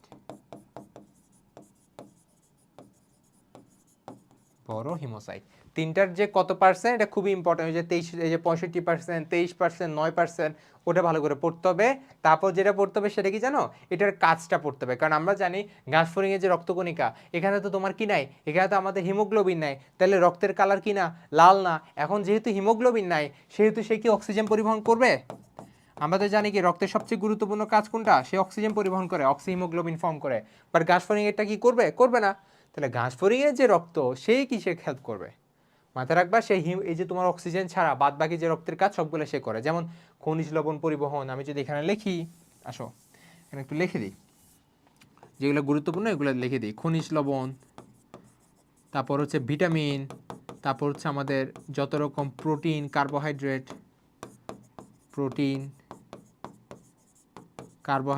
সব কিছু সে কি করবে, তোমার কি করবে, নিজে পরিবহন করবে। তাহলে একটা কাজ তো গেল। সেকেন্ড যেগুলো ইম্পর্টেন্ট কাজ, সেগুলো হচ্ছে এটা, অর্থাৎ ঘাসফড়িং এর যে হিমোসাইট, সেটা তার কিসে হেল্প করে? সে হচ্ছে তার ডানা সঞ্চালনে হেল্প করে, খুবই ইম্পর্টেন্ট, ডানা সঞ্চালন। আর একটা হচ্ছে মোল্টিং হেল্প করে। মোল্টিং তো আমরা পড়ছি এই চ্যাপ্টারের লাস্টে, মোল্টিংয়ে সাহায্য করে। মোল্টিং কি আমরা সবাই জানি না, না জানলে আমি বলে দিচ্ছি। মোল্টিংটা একটু পরে পরে দেবো, সমস্যা নেই। এটা হচ্ছে ঘাসফড়িংটা বড় হয় কিভাবে। একটা একদম ছোট ঘাসফড়িং, সেটা বড় হয় মোল্টিং প্রসেসের মাধ্যমে, অর্থাৎ সে ডানা, অর্থাৎ খোলসটাকে মোচন করে, এক কথা বলতে গেলে মোচন করে করে নিউ খোলস করে, প্রত্যেকটা খোলস আগের খোলস থেকে বড় হয়। সো আস্তে আস্তে ঘাসফড়িংটা বড় হয়ে যায়। এরকম টোটাল ঘাসফড়িং 5 বার মোল্ডিং করে। কয়বার? আমরা জানি 5 বার মোল্ডিং করে। এবং প্রত্যেকটা মোল্ডিং এর মাঝখানে যে সময়টা, তাকে আমরা কি বলি? ইনস্টার বলি, ঠিক আছে? কি বলি? ইনস্টার বলি। গ্যাপটাকে আমরা কি বলি? ইনস্টার বলি। বুঝতে পারছি? এটা জানতে হবে আমাদের। এবং ঘাসফড়িং এর এটার উপর ডিপেন্ডেন্ট করে একটা পুরোপুরি প্রসেস আছে, যেটাকে আমরা রূপান্তর বলি, তাই না? রূপান্তর। এবং ঘাসফড়িং এর রূপান্তর কোন ধরনের রূপান্তর ছিল? অসম্পূর্ণ রূপান্তর। ঠিক আছে? অসম্পূর্ণ রূপান্তর, এটাকে কিন্তু ইংলিশও বলা যায়, কি বলা যায়? হেমি মেটাবলাস। মজার বিষয় কি জানো, এই কোয়েশ্চেনটা আমি গত বছর একদম ভালো করে পড়াচ্ছিলাম, যে নয়তো ভাইয়া অসম্পূর্ণ রূপান্তর বলবে, মানে আমাদের এডমিশন কোর্সে নয়তো অসম্পূর্ণ রূপান্তর বলবে, নয়তো আমাদের হেমি মেটাবলস বলবে, যে কোনো একটা কিন্তু তোমার বলবে। আসলে তুমি বাংলাটা না বললে যদি ইংলিশটা আসে, তুমি ভুল করতে পারবা না। কারণ অনেকে বাংলা জানে, ইংলিশটা জানে না, ইংলিশটা তারা পড়তে চায় না, তখন তুমি দেখবা কনফিউজ হয়ে যাবা। এই কোয়েশ্চেনটা এবারের মেডিকেলের কোয়েশ্চেনে আছে।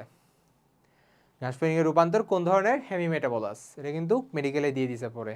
বুঝতে পারছো? তাহলে কোথা থেকে কী আসবে এটা যদি তোমার ধারণা থাকে, তুমি বাকিদের চেয়ে অনেক আগে থাকবা। ঠিক আছে, যারা ক্লাসটা করতেছো তাদেরই বলতেছি, বাকিদের চেয়ে তুমি একটু হলে আগে থাকবে, এটা শিওর থাকো তুমি। বুঝতে পারছো? এটা তোমার জন্য অনেক ভালো একটা ডিসিশন বলে আমি মনে করি।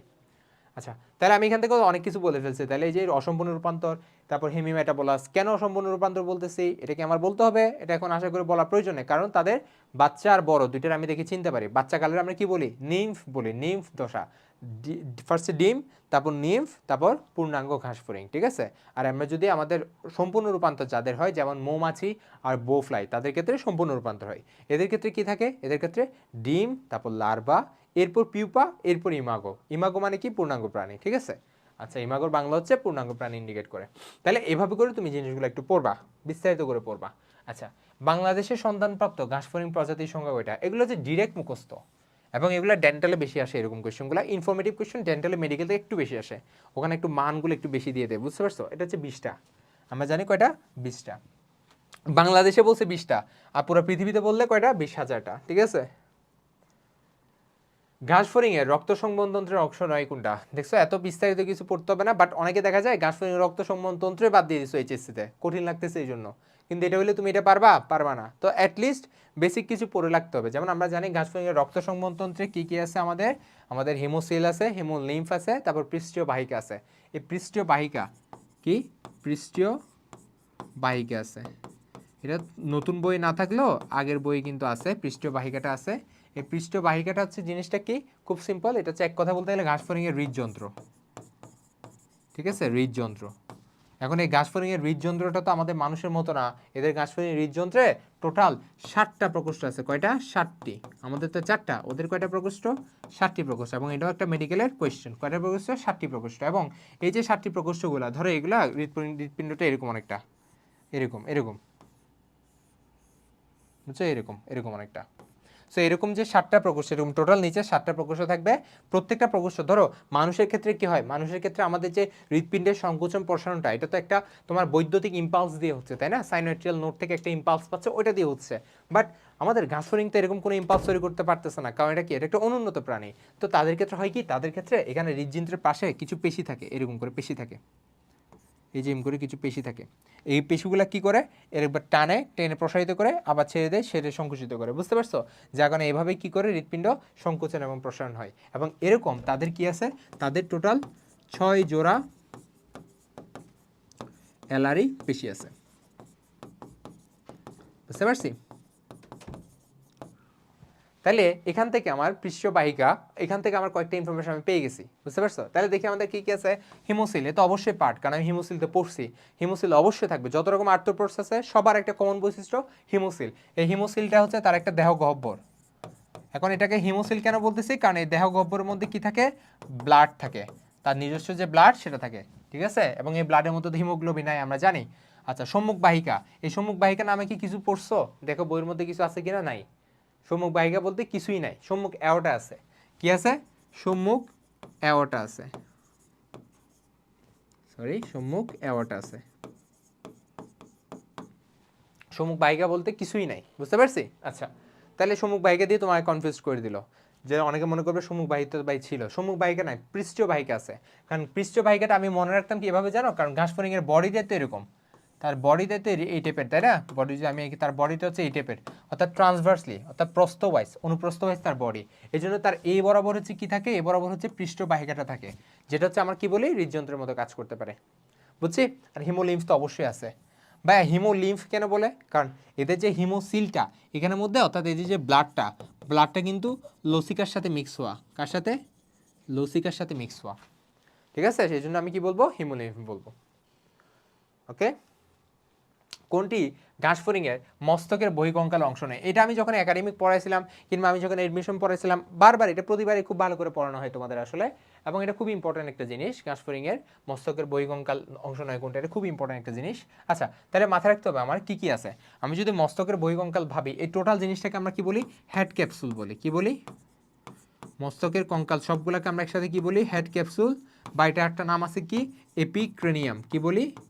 এপিক্রেনিয়াম। ক্রেনিয়াম মানে তো আমরা জানি, ক্রেনিয়াম মানে কি? আমাদের মস্তিষ্ক ইন্ডিকেট করে, মস্তিষ্কের মাঝখানে বাইরে যে স্কালটা আছে তাকে ইন্ডিকেট করতেছে।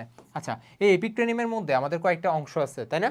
যেমন কি আছে, এই যে ঘাসফড়িং যদি চিন্তা করি, ঘাসফড়িংয়ের উপরে যে কপালের যে মানে উপরে আমাদের এই যে মাথার যে চাঁদি আছে না, এই জায়গার অংশটাকে আমরা কি বলি? ভার্টেক্স বলি। কি বলি? ভার্টেক্স বলি, তাই না? উপরের অংশটাকে আমরা কি বলি? ভার্টেক্স। তারপর এই দুই সাইডের যে অংশ আছে, দুই সাইডের যে অংশ আছে তাকে আমরা কি বলি? জেনা বলি, জেনা। আর এই যে কপাল আছে না, কপাল বরাবর অংশটাকে আমরা কি বলি? ফ্রন্স বলি, ফ্রন্স। ঠিক আছে? আচ্ছা, এবং ফ্রন্সের নিচে একটা আয়তাকার প্লেট থাকে, এরকম করে একটা আয়তাকার প্লেট থাকে, যেটা হচ্ছে ঘাসফড়িংয়ের ভিতরে যে মুখপাঙ্গ আছে না, তাকে হচ্ছে কি করে ঢেকে রাখে। এই যে আয়তাকার প্লেটটা আছে তাকে আমরা বলি ক্লাইপিয়াস। কি বলি? ক্লাইপিয়াস বলি। তো তোমার এগুলো জানতে হবে, বুঝতে পারছো? এগুলো জানলে এনাফ, মোর দেন এনাফ। দেখো কোয়েশ্চেন তোমার কমন চলে আসছে। এভাবে করে পড়ানো হয়েছিল, এভাবে পড়লে দেখো এখানে কমন আসছে। যে gena correct, epicranium correct, ocelli not correct, vertex correct. Ocelli তাহলে কারেক্ট হবে না, কারণ উসেলি তো আমাদের ঘাসফড়িংয়ের মাথার পার্ট, বাট মাথার বহিঃকঙ্কালের পার্ট না, তাই না? এটা তো আমার কঙ্কাল চাইছে, কঙ্কাল তো এই যে চারটা আছে। বাট আমার যদি বলে মস্তকের অংশ নয় কোনটা, তখন কিন্তু উসেলি ইনক্লুড হবে। কারণ আমরা জানি উসেলি ছিল, তারপর আমাদের ওমাটিডিয়া ছিল, তাই না? অ্যান্টেনা ছিল, সবগুলো আমার কার পার্ট ছিল? ঘাসফড়িংয়ের মস্তকের পার্ট ছিল। ঠিক আছে? এভাবে করে পড়বা। তাহলে আমাদের যদি বলে মস্তক বহিঃকঙ্কাল না বলে, যদি আমাকে বলে মস্তকের অংশ নয় কোনটা, তখন আমাদের মস্তকের পুরো অংশটা কিন্তু ইনক্লুডেড হবে। যত হাড্ডি মাড্ডি আছে সব তো আছেই, তার সাথে সাথে আমাদের ওমাটিডিয়াম অর্থাৎ ঘাসফড়িংয়ের চোখের যে পুঞ্জাক্কি যে একক, পুঞ্জাক্কি অথবা ওমাটিডিয়াম যাই দেখ না কেন, সমস্যা নেই। তারপর উসেলি এগুলোও থাকবে। তারপর থার্ডলি আমাদের কি থাকবে? অ্যান্টেনা থাকবে। এবং মস্তকের পার্টের মধ্যে কিন্তু মুখপাঙ্গ আছে, বুঝতে পারছি? তাহলে আমাদের সব কিছু থাকবে। এবং এই অ্যান্টেনাটা একটু ভালো করে পড়বা, অ্যান্টেনাটা তোমাদের জন্য এবার ইম্পর্টেন্ট। অ্যান্টেনার মধ্যে কী কী অংশ থাকে তুমি কি জানো? অ্যান্টেনার মধ্যে তোমাকে এগুলো পড়ছো ভালো করে এখন? স্কেপ থাকে, পেডিসেল থাকে, ফ্লাজেলাম থাকে, বুঝছো? স্কেপ, পেডিসেল আর ফ্লাজেলাম থাকে। এবং এই টোটাল তিনটা মিল হচ্ছে টোটাল কয়টা খণ্ড থাকে? মানে স্কেপ, পেডিসেল, তারপর ফ্লাজেলাম যেটা, এটা কয়টা খণ্ডে ডিভাইডেড? 25টা খণ্ডকে ডিভাইডেড। একটু এভাবে পড়বা। আসো পরে কোয়েশ্চেন দেখি। ঘাসফড়িংয়ের অগ্রভাগে সরু এবং শক্ত ডানাকে আমরা কি বলি? ট্যাগমিনা বলি, তাই না? এটা পড়ছো? আচ্ছা, আমরা ঘাসফড়িংয়ের বক্ষের মধ্যে খুব গুরুত্বপূর্ণ জিনিস দুইটা জানি। একটা হচ্ছে আমাদের তাদের হচ্ছে দুই জোড়া ডানা থাকে, তাদের দুই জোড়া ডানা থাকে, এবং তাদের 3 জোড়া পা থাকে, 3 জোড়া পা থাকে। 2 জোড়া ডানা থাকে, 3 জোড়া পা থাকে। এই যে 3 জোড়া পা, এটা আমি পড়াবো, বাট 2 জোড়া যে ডানা আছে না, এই 2 জোড়া ডানার মধ্যে একটা আছে সামনে, এটাকে আমরা বলি মধ্যবক্ষীয় ডানা। কি বলি? মধ্যবক্ষীয় ডানা, বা ইংলিশে বললে, ইংলিশটা কিন্তু মাথায় রাখবা, ঠিক আছে? ইংলিশটা মাথায় রাখতে হবে, মেসোথোরাক্স। মেসোথোরাক্স যে ডানা, তাকে আমরা কি বলি? মধ্যবক্ষীয় ডানা। এই মেসোথোরাক্স যে ডানা, সেটাই বেসিক্যালি সরু এবং শক্ত ডানা, মানে সামনেরটা। এবং এটা কিন্তু ঘাসফড়িংকে উঠতে সাহায্য করে না। এটা কি করে? পিছনের যে ডানা, যেটা বিশাল, যেটা ঘাসফড়িংকে উঠতে সাহায্য করে, যেটা হচ্ছে আমাদের রক্তবাহিকা সমৃদ্ধ, এবং এই ডানাটাকে সে কি করে? আবরণ হিসেবে কাজ করে, বুঝছো? সামনের ডানাটা। তাহলে এই যে সরু এবং শক্ত ডানার কয়েকটা নাম আছে। একটা হচ্ছে মধ্যবক্ষীয় ডানা, আর একটা হচ্ছে আমাকে এটা বলি হচ্ছে ট্যাগমিনা। ট্যাগমিনা, ইংলিশ হচ্ছে ট্যাগমিনা, এটা বাংলা নাম হচ্ছে ডানার আবরণ। কি বলি? ডানার আবরণ বলি। আরেকটা নাম আছে, এটা হচ্ছে এলিট্রা। ওকে, মাথা রাখবা। শেষ। দেখো এখানে কোনটা আছে? ট্যাগমিনা, প্রথমটাই অ্যান্সার। বা এগুলো কি দিচ্ছে দেখো তো? টার্সাস, ট্রোগেন্টার, এক্সটার্না। অনেকে কিন্তু কনফিউজ হয়ে যাওয়া, তাই না? অলরেডি হয়েছো না? অনেকে কনফিউজ হয়ে গেছো না? টার্সাস, ট্রোগেন্টার এগুলো কই? এগুলো ঘাসফড়িংয়ের পায়ের পার্ট ছিল। এই যে ঘাসফড়িংয়ের পায়ের 3 জোড়া পা বললাম না, এই 3 জোড়া পায়ের মধ্যে বেসিক্যালি তোমার কি ছিল? এই নামগুলো ছিল। ঘাসফড়িংয়ের 3 জোড়া পা, মাথায় রাখবে এখানে কিছু অংশ আছে পায়ের মধ্যে, ঠিক আছে? পায়ের মধ্যে অংশগুলো কিভাবে মাথায় রাখবা? দেখো আমি যদি পাটা আঁকি, এই যে ঘাসফড়িংয়ের ফার্স্টে এই যে অংশটা, তারপর ধরে এরকম একটা অংশ থাকে, তারপর এরকম একটা অংশ থাকে, তারপর এরকম একটা অংশ থাকে, ফাইনালি এরকম একটা অংশ থাকে, ঠিক আছে? এই টাইপের থাকে। তাহলে আমি এইভাবে করে আমি মাথায় রাখতাম। তাহলে প্রথম যেটা, তাকে বলবা কক্সা। 2 নাম্বারটাকে বলবো ট্রোকেন্টার। কি বলবো? ট্রোকেন্টার। 3 নাম্বারটাকে বলবো ফিমার। কি বলবো? ফিমার। এই যেটা, এটা যেটা এভাবে হয়ে গেছে, এটাকে আমরা বলবো ফিমার। তারপর বলবো টিবিয়া। টিবিয়া। এবং লাস্টে যে নখরযুক্ত যে বেরিয়ে গেছে না, এটাকে বলবো টার্সাস। বানাম বলেছে টার্সাস। ওকে, এভাবে করে মাথায় রাখবা, শেষ। তাহলে এগুলো তো পায়ের অংশ। তোমাকে এখন যদি আমি বলি ঘাস ফড়িং নিচে কোনটি ঘাস ফড়িংয়ের পায়ের অংশ নয়, তুমি তাও পারবা, ঠিক আছে? এভাবে করে পড়তে হবে, ঠিক আছে? আচ্ছা, তাহলে আমাদের ঘাস ফড়িং মোটামুটি আমরা বুঝছি কিভাবে আমাদের আগাইতে হবে। এখন রুই মাছ, রুই মাছ থেকে কোয়েশ্চেন কিন্তু খুবই কম আসে, বুঝছো? রুই মাছ থেকে একদমই তেমন একটা কোয়েশ্চেন আসে না, তুমি পারবা। রুই মাছ থেকে কোয়েশ্চেন আসলে তুমি পারবা। রুই মাছে দেখি কি কি কোয়েশ্চেন দিছে, দেখো। ডাক্টাস কুভেরি, একদম ইম্পর্ট্যান্ট একটা নাম, বাট এটা আমরা অনেকে স্কিপ করি কিন্তু পড়ার সময়, একটু কঠিন লাগে তো। ঘাস ফড়িং, এই যে রুই মাছের যে শিরাতন্ত্র আছে না, ভ্যানাস সিস্টেম, এটা কিন্তু আমরা অনেকে স্কিপ করি। এই ভ্যানাস সিস্টেমটাই থেকেই কিন্তু প্রথম কোয়েশ্চেনটা আমরা পেয়ে গেছি। এখন ভ্যানাস সিস্টেম কি পুরা পড়ে ফেলবা? পড়তে হবে না, কারণ এটা সৃজনশীলের জন্য। যারা পড়ো নাই এত বেশি গুরুত্ব দিয়ে পড়ো না, হালকা পাতলা একটু পড়লে তোমার জন্য হয়ে যাবে। আচ্ছা, তাহলে ঘাস ফড়িংয়ে ভ্যানাস সিস্টেমের মধ্যে যে সিস্টেমিক পার্টটা আছে, দেখো আমাদের ঘাস ফড়িংটা তো বেসিক্যালি যদি আমি আঁকি, তাহলে ঘাস ফড়িংটা তো অনুপ্রস্থ। ধরো তাকে আমি অনুদৈর্ঘ্য করে আঁকলাম, ধরো এটা হচ্ছে আমাদের একটা ঘাস ফড়িং, ঠিক আছে? এই ঘাস ফড়িংয়ের মধ্যে তোমার একটা আছে আমাদের সম্মুখ পার্ট, একটা আছে আমাদের পশ্চাৎ পার্ট, ঠিক আছে? এখন আমি যেহেতু শিরাতন্ত্র পড়তেছি, তাদের শিরাতন্ত্রের বেসিক যে তিনটা অংশ থাকে। একটা হচ্ছে সম্মুখ দিকের জন্য সম্মুখ কার্ডিনাল শিরা থাকে। কি থাকে?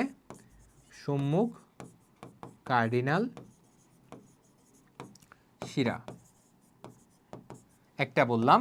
আর পিছনের সাইড থেকে ব্লাডগুলোকে কালেক্ট করে তোমার হৃৎপিণ্ডে নিয়ে যাওয়ার জন্য, অর্থাৎ আমাদের এই যে ঘাস ফড়িংয়ের যে শিরা হৃৎপিণ্ড আছে না, ওখানে নিয়ে যাওয়ার জন্য কি থাকে? আমাদের পশ্চাৎ কার্ডিনাল শিরা থাকে। পশ্চাৎ কার্ডিনাল শিরা থাকে। 3 নাম্বার হচ্ছে যেটা আরেকটা মাথায় রাখতে হবে, সেটা হচ্ছে জুগুলার শিরা। এই নামটা একটু মাথায় রাখবা, জুগুলার শিরা। আচ্ছা বলো তো ভাই, মানুষের ক্ষেত্রে জুগুলার শিরা কই থাকে? মানুষের ক্ষেত্রে কিন্তু জুগুলার শিরাটা ডিরেক্টলি আমাদের এদিকে উঠে মাথার মধ্যে চলে যায়, বুঝছো? এটা একটু মাথায় রাখবা, ঠিক আছে?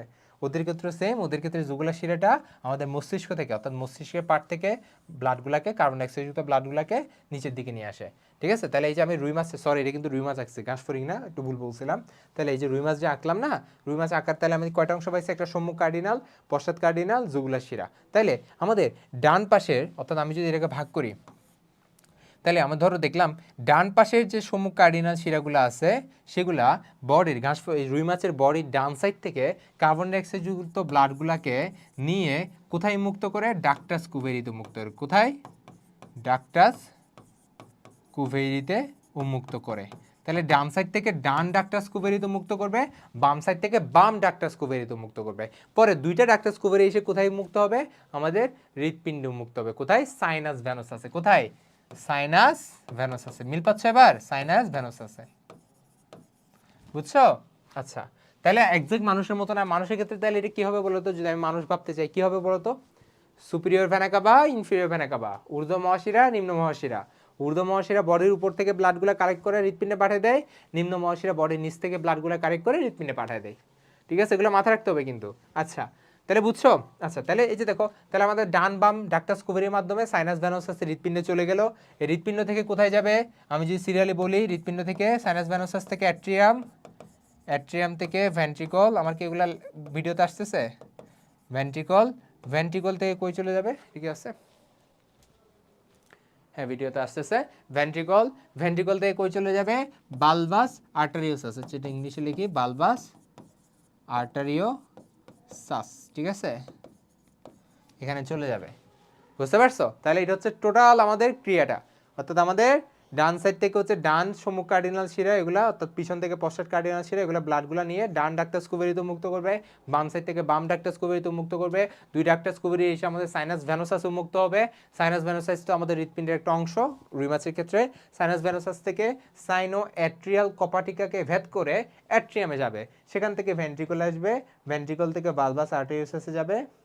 এই বালবাস আর্টেরিওসাস সেই কোনো অংশ? এটা কিন্তু কোনো অংশ না, হৃৎপিণ্ডের কোনো অংশ না। এটা হচ্ছে একটা হৃৎপিণ্ডের একটা অংশ, এটা কিন্তু হৃৎপিণ্ডের পার্ট বলতে পারবা না, ঠিক আছে? হৃৎপিণ্ডের পার্ট কিন্তু এই তিনটা, সাইনাস ভ্যানোসাস, অ্যাট্রিয়াম, ভেন্ট্রিকল, মাথায় রাখবা। ওকে, বালবাস আর্টারিওসাস থেকে এটা হচ্ছে আমাদের ডরসাল অ্যাওর্টার একটা স্ফীত অংশ। কি? ডরসাল অ্যাওর্টার একটা স্ফীত অংশ। তাহলে আমি এখানে লিখে দেই, আমি পুরাটা একটু বুঝাই দেই। দেখো,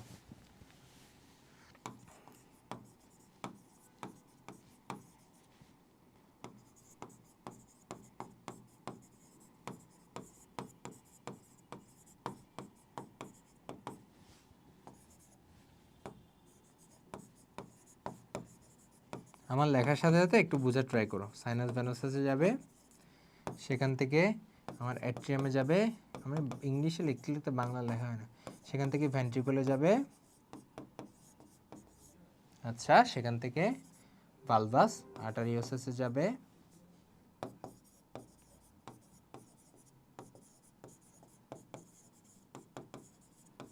আচ্ছা গেল। আচ্ছা তাহলে এইটুকু আমরা বুঝছি, এখানের মধ্যে আমার হৃৎপিণ্ডের অংশের কাজগুলো শেষ হয়ে গেছে। তাহলে এখানে আমাদের বেসিক্যালি ব্লাড কি ছিল, এখানে আমার একটু পর্যন্ত ব্লাড ছিল কার্বন ডাইঅক্সাইড যুক্ত ব্লাড, তাই না, কার্বন ডাইঅক্সাইড যুক্ত ব্লাড। এখন এই ব্লাডটাকে কই চলে যাবে, এই ব্লাডটা হচ্ছে ডরসাল অ্যাওর্টার মাধ্যমে, কিসের মাধ্যমে, ডরসাল অ্যাওর্টার মাধ্যমে কই চলে যাবে, কই চলে যাবে দেখি বলো তো, আমাদের হৃৎপিণ্ডের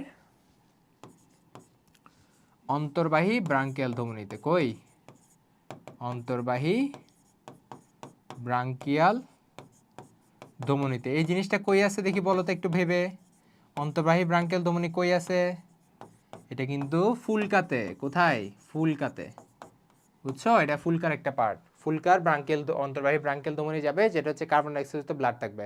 এখন আমি তো কি করতেছি, রুই মাছের শ্বসনতন্ত্র পড়ছো না, ট্রাকিয়াতে কি রুই মাছের যে শ্বসনতন্ত্রের মধ্যে ফুলকা আছে, এই যে ও যে পানি গ্রহণ করতেছে, পানির মধ্যে যে অক্সিজেন আছে, এই অক্সিজেনটা গিয়ে আমার ফুলকাকে ভিজায় দিচ্ছে, যেই মাত্র ফুলকাকে ভিজায় দিবে, ওই যে অন্তর্বাহী ব্রাঙ্কিয়ালের মধ্যে যে কার্বন ডাইঅক্সাইড যুক্ত যে ব্লাডগুলো আছে, এগুলো পানির মধ্যে চলে যাবে ব্যাপন প্রক্রিয়ার মাধ্যমে, এবং পানি থেকে যে অক্সিজেনযুক্ত ব্লাড আছে সেটা বহির্বাহী ব্রাঙ্কিয়াল ধমনীতে চলে আসবে, অর্থাৎ অন্তর্বাহী ব্লাডগুলা এখন বহির্বাহীতে যাচ্ছে, এবং এই বহির্বাহী ব্রাঙ্কিয়াল ধমনীর মধ্যে কিন্তু কি নাই, কার্বন ডাইঅক্সাইড নাই, এখানে কি আছে, অক্সিজেন আছে। আজকে যে এটা বুঝাচ্ছি না, দেখবে এটা নিয়ে আর কোনো প্যারাই খাবে না। এই যে এখানে যেটা বুঝালাম, এই যে এইখানে এই পার্টটা, এইখানে এই পার্ট থেকে এই পার্টে একটু হচ্ছে আমাদের শিরাতন্ত্র, তারপর এটা হচ্ছে হৃৎপিণ্ড, এখান থেকে এসে এখানে হচ্ছে আমাদের ধমনীতন্ত্র, ঠিক আছে, অন্তর্বাহী বহির্বাহী এগুলো হচ্ছে ধমনীতন্ত্র। তাহলে আমাদের অক্সিজেনযুক্ত ব্লাডটাকে নিবে, নিয়ে হচ্ছে সে হচ্ছে সরাসরি আমাদের পৃষ্ঠীয়, অর্থাৎ আমাদের সরাসরি যে আমাদের অ্যাওর্টা আছে, অ্যাওর্টার মাধ্যমে আমার কি করবে, তার আবার একটু কল দিচ্ছে, একটু ওয়েট করো। তাহলে আমার সরাসরি, আচ্ছা এখানে একটা জিনিস বলেছে, এটা ডরসাল অ্যাওর্টা হবে না, এটা হবে ভেন্ট্রাল অ্যাওর্টা।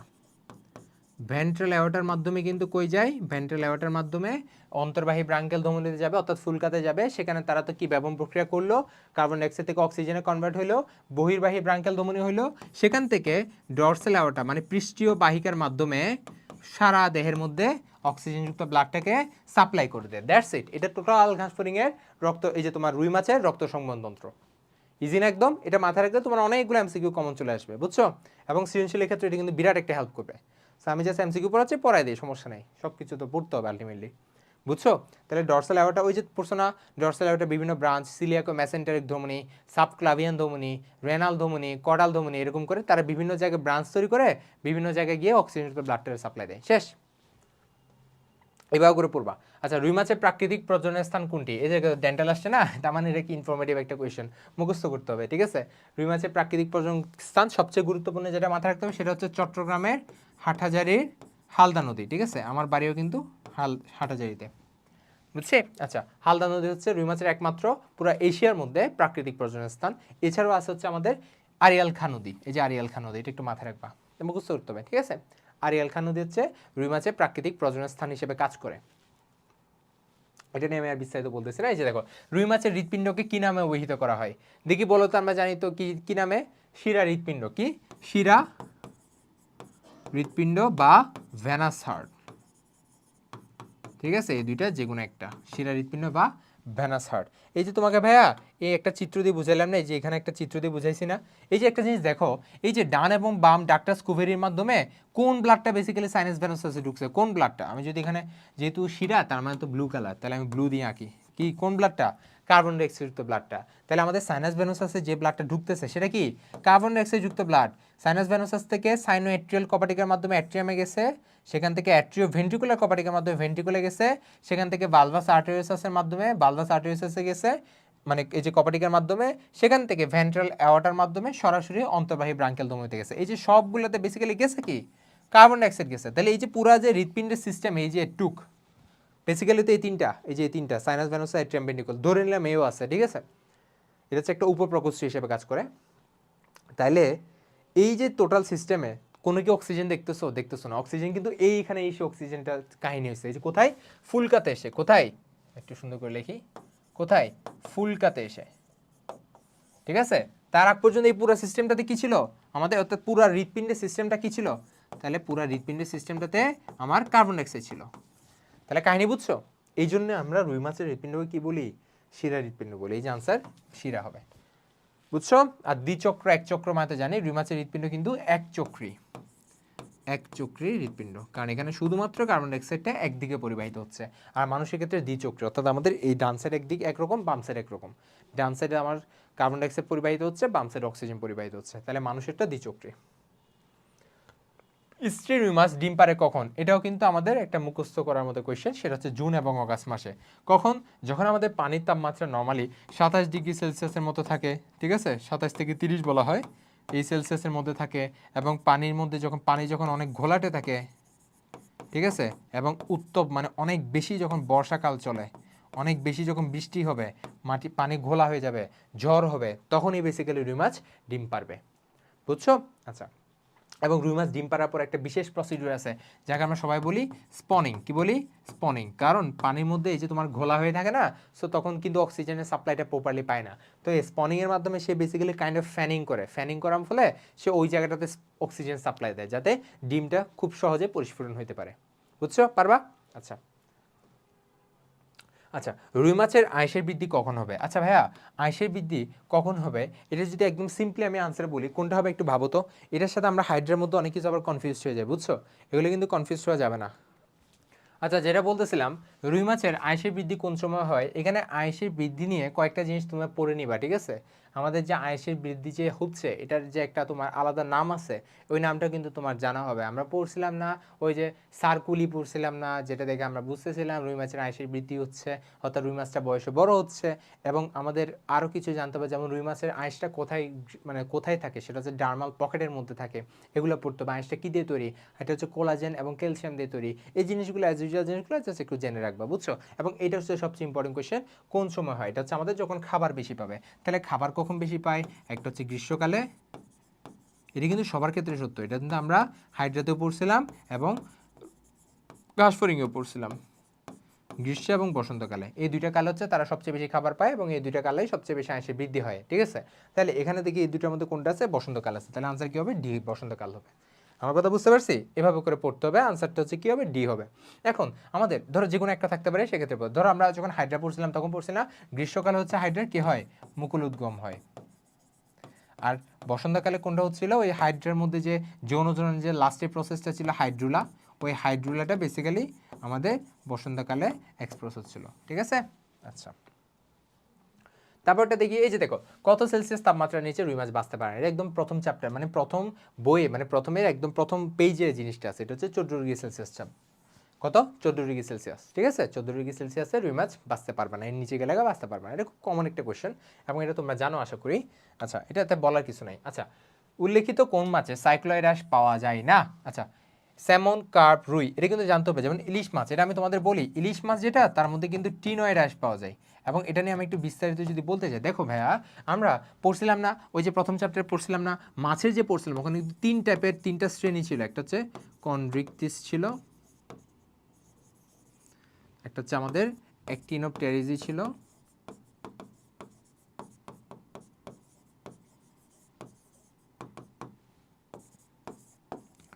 আর একটা হচ্ছে সার্কোপটেরিজি ছিল, ঠিক আছে? এখন এই তিনটাকে আমরা ডিফারেন্সিয়েট করে পড়বো, কারণ এগুলো মেডিকেলের জন্য খুবই ইম্পর্টেন্ট এই তিনটা, ঠিক আছে? এই তিনটার যে আলাদা আলাদা পার্টগুলো, যেমন ক্রন্ড্রিকটিস যেটা, সেগুলো কোন কোন মাছ এটাতে ইনক্লুড হয়, যেমন স্টিংরে বা প্লেসিওভ্যাটিস, ঠিক আছে? বইয়ের নামও কিন্তু জানতে হবে। তারপর হচ্ছে আমাদের হাঙ্গর মাছ, ট্রুটি হাঙ্গর বা স্কোলিওডন, এগুলো জানতে হবে। এবং আর কি কি জানবো, এখানে যে আইসটা আছে, এটা কি আইসের টাইপ? কি প্লাকয়েড, ঠিক আছে? আচ্ছা, এবং তাদের যে লেজটা আছে, লেজটাও জানতে হবে। এটা হচ্ছে কোন ধরনের লেজ থাকে তাদের? হেটেরো সার্কাল ধরনের লেজ থাকে, অর্থাৎ উপরে আর নিচের যে পার্টটা, সেটা দুই রকম থাকে। আচ্ছা, তারপরে অ্যাক্টিনোপটেরিজি, এখানে কি থাকে? নয়তো সাইক্লয়েড থাকে, অথবা টিনয়েড থাকে, ঠিক আছে? এখন সাইক্লয়েড হচ্ছে রুই মাছ, কাতাল মাছ, এগুলা। টিনয়েড হচ্ছে যেগুলো দেখো না, টিনয়েড মানে কি, তুমি টিন দিয়ে মাথায় রাখবা। ধরো ইলিশ মাছের আইসটা দেখছো একটু ডিফারেন্ট না, ওইটা দিয়ে মাথায় রাখবা, ঠিক আছে? আচ্ছা, আর সার্কোপটেরিজি যেটা, সেটা কি থাকে? সার্কোপটেরিজির ক্ষেত্রে আমার কি থাকে? গ্যানয়েড ধরনের আইস থাকে, বুঝছো, জ্ঞানয়েড ধরনের আঁশ থাকে। এবং এদেরকে আমরা কি বলি, পিণ্ডাকার মাছ বলি। এদেরকে আমরা অ্যাক্টিনোপটেরিজকে কি বলি, রশ্মিময় পাখনা বিশিষ্ট মাছ বলি, ঠিক আছে। আর ক্রন্ডিকটিসকে আমরা কি বলি, তরুণাস্থিময় মাছ বলি। এবং এরা সবচেয়ে শক্তিশালী, বিকজ তাদের পুরো বডিটা তরুণাস্থি দিয়ে নির্মিত। সো তারা অনেক বেশি কি করতে পারে, ফ্লেক্সিবিলিটি, তাদের ফ্লেক্সিবিলিটি অনেক বেশি থাকে। আচ্ছা ঠিক আছে, তো এরকম করে জিনিসগুলো একটু আমার পড়তে হবে, বুঝতে পারছো? আচ্ছা, তাহলে আমাদের এদের যে ল্যাসগুলো আছে এগুলো একটু বলে ফেলি। এই যে অ্যাক্টিনোপটেরিজের যে ল্যাস, এটা কি কোন ধরনের, এটা হচ্ছে হোমো সার্কাল। কোন ধরনের, হোমো সার্কাল, ঠিক আছে। আর আমাদের যে সার্কোপটেরিজ, এটা কোন ধরনের, এটা হচ্ছে আমাদের ডাইফি সার্কাল। কোন ধরনের, ডাইফি সার্কাল ধরনের, ঠিক আছে। তাহলে এই জিনিসগুলো একটু পড়বা, বুঝছি? এগুলো পড়লে তোমার জন্য এনাফ। তাহলে এখানে ইলিশ মাছটা আনসার হবে, এই আনসার হবে, ঠিক আছে ভাইয়া। তাহলে আমাদের আর স্লাইড আছে, আর তো স্লাইড নাই। তাহলে আমরা এই যে টোটাল ক্লাসটা যে এখন করলাম, একটা ক্লাস দিয়ে তুমি পুরাপুরি কিন্তু একটা জিনিস বুঝতে পারতেছো যে কোয়েশ্চেন কিন্তু উল্টাপাল্টা দিচ্ছে না, এমন কিছু দিচ্ছে না তুমি যেটা জীবনে পড়ো নাই, কিন্তু এমন কোয়েশ্চেন দিচ্ছে যেটা তুমি পড়ছো কিন্তু ভালো করে পড়ো নাই। এমন জিনিস দিচ্ছে যেটা তুমি পড়ছিলা কিন্তু তুমি খেয়াল করো নাই, এখান থেকে কোয়েশ্চেন আসতে পারে, ঠিক আছে। মানে এত মানে মাঝে মধ্যে দেখা যায় ওই টপিকটা, ওই সার্টেন টপিকের মধ্যে একটু ডিপ কোয়েশ্চেন দেয়, যেটা আমরা এত বেশি পড়ি না। যেমন রুই মাছ, ঘাস ফিরে, এগুলো একটু আমরা কম পড়ি কিন্তু, ঠিক আছে। কিন্তু এগুলা থেকে যখন একদম নর্মাল কোয়েশ্চেন দিবে, তখন যখন তুমি পারবা না, কিন্তু তোমার আরেকজন ফ্রেন্ড, ধরো যে একটু ইন্টারে বেশি পড়াশোনা করছে, সে তো ইজিলি পারবে, বা সে তার একটা এডমিশন সম্পর্কে ধারণা আছে, যেটা তুমি এখন নিচ্ছ বেসিক্যালি, ধরো তার ধারণাটা আছে, তাহলে অবশ্যই সে পারবে, ঠিক আছে। সো এভাবেই বাকি স্টুডেন্ট থেকে অন্যরা আগায় থাকে, এবং আলটিমেটলি তাদের এডমিশন রেজাল্টটা ভালো হয়, বুঝতে পারছি? এটাই হচ্ছে আসল, মানে এখানে খেলাটা আসলে এখানেই হয়। সো সবাই ইনশাল্লাহ তোমরা সব ক্লাসগুলোতে থাকো, সবাই ভালো থাকবা, সুস্থ থাকবা, আমার জন্য একটু দোয়া কইরো। আসসালামু আলাইকুম।